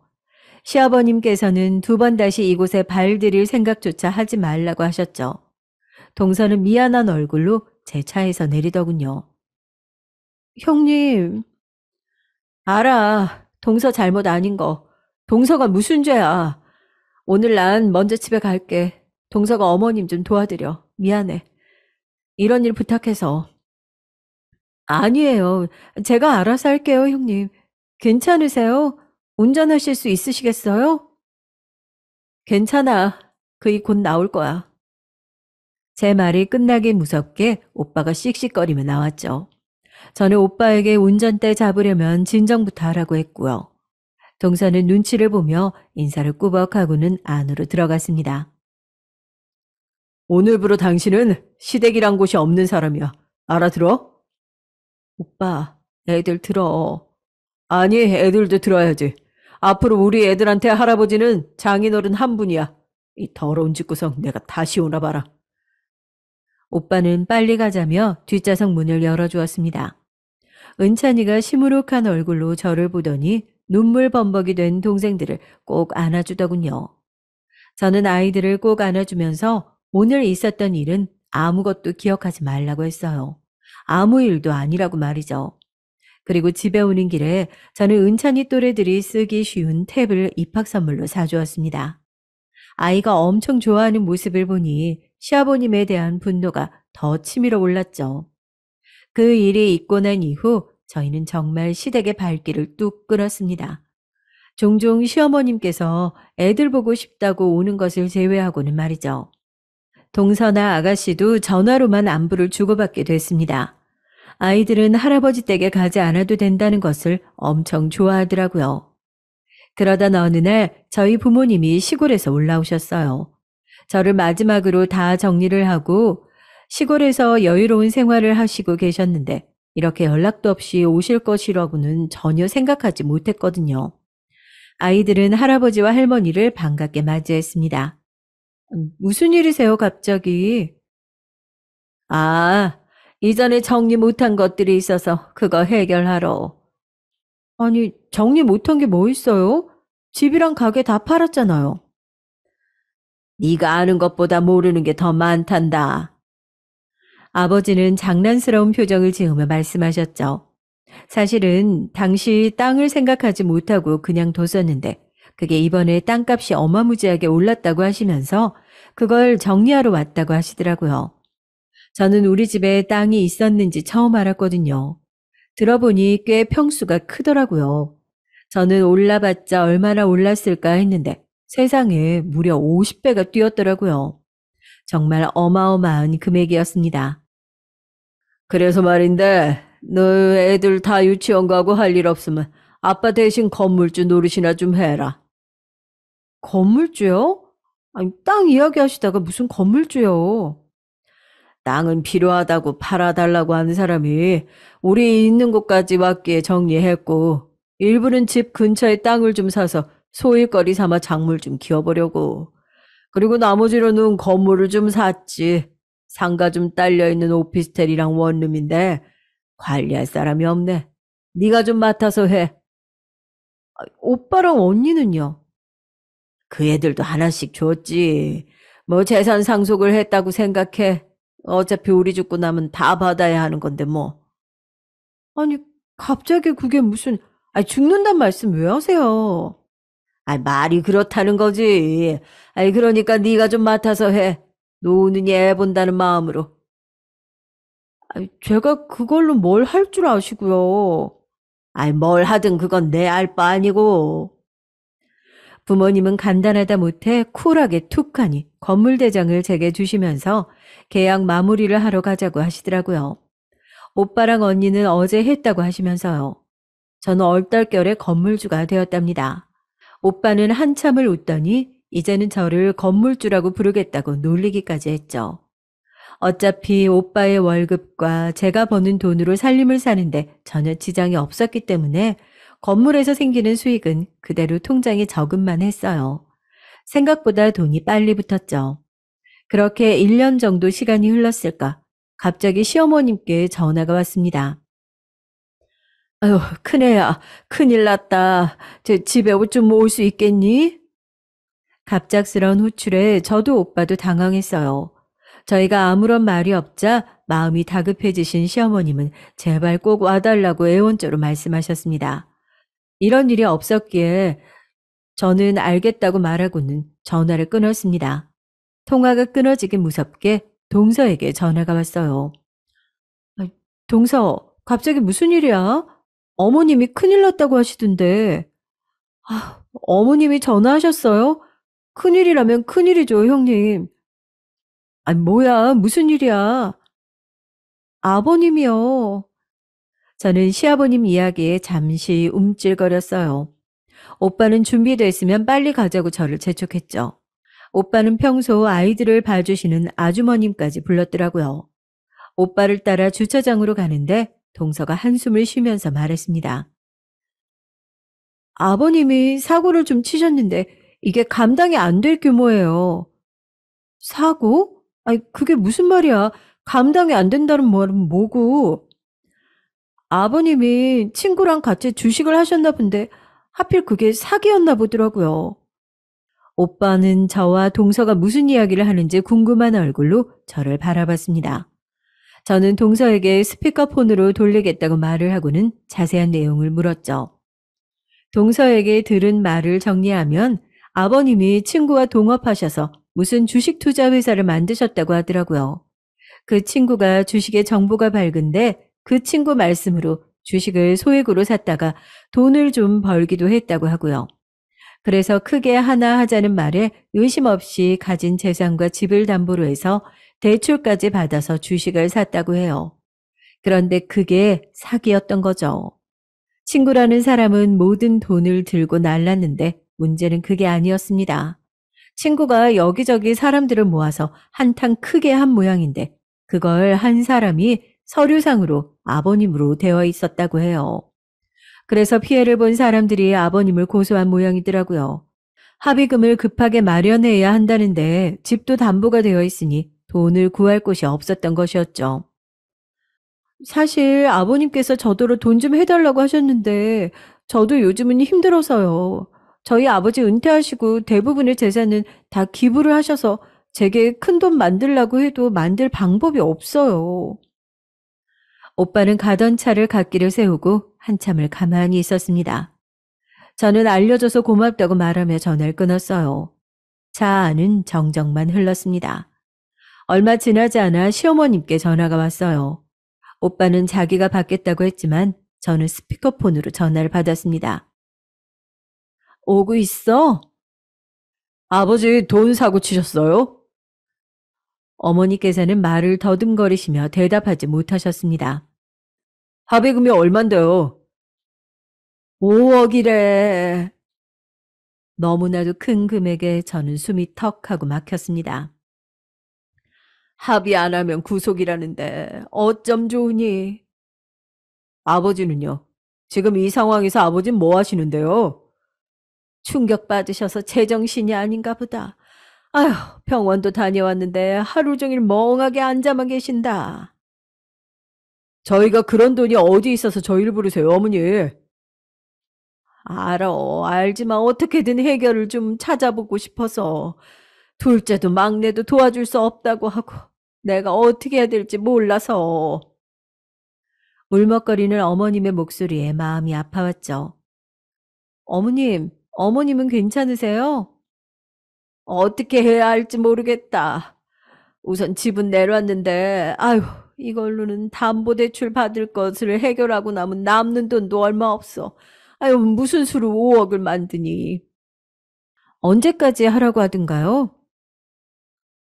다음 주 월요일까지 돈을 만들어 오지 않으면 고소 진행한다는데, 아휴. 실질적으로 남은 시간은 고작 이틀 정도밖에 되지 않았어요. 어머님은 이렇게 된 것을 누구에게도 말 못하고 결국에는 저희 집에까지 전화를 하셨습니다. 오빠는 우선 가고 있다고 말하고는 전화를 끊었죠. 오빠는 좀처럼 차를 출발시키지 못하고 계속 고민을 했어요. 도와드리고 싶지 않어. 그런데 그렇다고 아버지 교도소 가는 모습은 또 보기 싫고. 이해해, 오빠. 당연하지. 아무리 잘나는 인연이라고 해도 부모님이야. 당연하지. 그런데 그동안 당신한테 그리고 은찬이한테 하신 것 보면 구속을 당하시든 재판을 받으시든 무슨 상관이겠는가 싶다가도 그게 생각처럼 쉽지 않네. 미안해. 진짜 미안하다. 오빠가 미안하다고 말하며 핸들에 고개를 묻는데 그 마음이 고스란히 느껴지더라고요. 저는 오빠를 설득해서 우선은 시댁으로 가자고 했어요. 그렇게 뛰쳐나가고 한 번도 오지 않았던 시댁은 기억과는 다르게 을씨년스럽게 변해버렸습니다. 집안 곳곳에는 빨간 압류 딱지가 붙어 있었죠. 지난달 만났을 때에 비하면 10년은 더 늙은 것 같은 어머님께서는 저희를 보자마자 눈물을 터뜨리셨어요. 저는 조용히 어머님을 안아드렸습니다. 안방에서는 아버님이 창밖만 보고 계셨어요. 오빠가 저희 왔다고 인사를 드렸지만 이동이 없으셨죠. 어머님 말로는 동업자가 도망을 간 이후부터 정신을 놓으신 것인지 저렇게 앉아만 계신다고 하셨어요. 다시 만난 아버님은 껍데기만 남은 상태 같았습니다. 아무리 곁에서 불러도 눈에 초점이 돌아오지 않으셨죠. 씁쓸한 기분이 들었습니다. 그렇게 원망했던 시아버님이지만 이런 모습을 기대한 것은 아니었거든요. 오빠와 저는 안방을 나와 거실에 앉아 있었습니다. 오빠는 붉은 딱지를 가만히 만져보더군요. 어머님께서는 왜 이렇게 된 것인지 모르겠다고 한숨을 쉬셨어요. 다 벌 받는 거지. 아휴, 그렇게 모질게 사람을 대했으니 결국은 다 벌 받은 거야. 우리 셋은 아무런 말도 할 수가 없었습니다. 저는 한참을 망설였어요. 5억이라는 돈, 지금 당장 준비하라면 충분히 가능한 돈이었거든요. 오빠도 그런 점을 너무 잘 알고 있었고요. 저에게 미안하다고 했던 것도 이런 상황에서 제 앞에 있는 선택지 때문이 아닐까 싶었어요. 저는 그때부터 갈등이 시작됐습니다. 시댁에 도착하기 전까지만 하더라도 저는 마음이 약해지지 않겠다고 다짐 또 다짐했거든요. 그런데 아무것도 남지 않은 시아버님의 모습과 급격하게 늙어버리신 시어머님 모습을 보니 그냥 못 돌아서겠더라고요. 어머님, 제가 해결해요, 5억. 그러니까 걱정 마시고 이대로 저희 집으로 가세요. 아버님은 가까운 요양원에 우선 모셨다가 병원 찾아보고요. 찬이 엄마, 그거 아니야. 당신이 왜? 내가 이 집 맏며느리인데 우리 어머님 혼자 둘까 봐? 큰애야. 아니 네가 무슨 돈이 있어서. 아니다. 대출 받고 그렇게 해서 해결될 문제가 아니야. 어머님 저 돈 많아요. 5억이면 금방 할 수 있어요. 그러니까 제 말대로 해주세요. 어머님은 오빠와 제 눈치를 보면서 계속 망설이셨습니다. 저희에게 전화를 걸긴 했지만 도와줄 수 있을 것이라고는 전혀 생각하지 않았다고 하시더라고요. 곧 요양원 차량이 들어오고 오빠는 아버님을 모시고 요양원으로 가기로 했습니다. 저는 어머님의 짐을 챙겨서 저희 집으로 모시고 갔고요. 가는 차 안에서 저는 친정 아버지께서 돈과 관련해서 할 이야기가 있을 때 연락하라고 했던 변호사님께 전화를 걸어 사정을 설명했습니다. 변호사님은 별일 아니라고 하면서 바로 해결해 보겠다고 했죠. 변호사님 말씀처럼 합의금을 마련하고 나니 그 뒤로는 일사천리로 진행됐습니다. 담보였던 집은 팔아서 대출금을 갚고 부족한 부분 역시 해결을 했고요. 아버님은 정신이 오락가락하신 상태라 요양병원에 입원을 하셨어요. 시어머님께서는 처음에는 극구 사양하시다가 결국에는 저희와 함께 지내게 됐고요. 병원에서는 시아버님의 충격이 생각보다 컸던 것 같다고 하셨어요. 그래서 좋아지고는 있지만 눈에 띄게 달라지기는 힘들 것 같다고 하셨죠. 저희는 치료도 겸해서 근교의 요양병원으로 시아버님을 옮겼습니다. 어른을 두고 할 말은 아니지만 뿌린 대로 거둔다라는 말 왜 있는지 너무 잘 알겠더라고요. 앞으로도 시아버님은 계속 병원에 계실 테죠. 저는 남은 시간이라도 고운 마음으로 평안하게 지내셨으면 좋겠다는 생각이 들었습니다.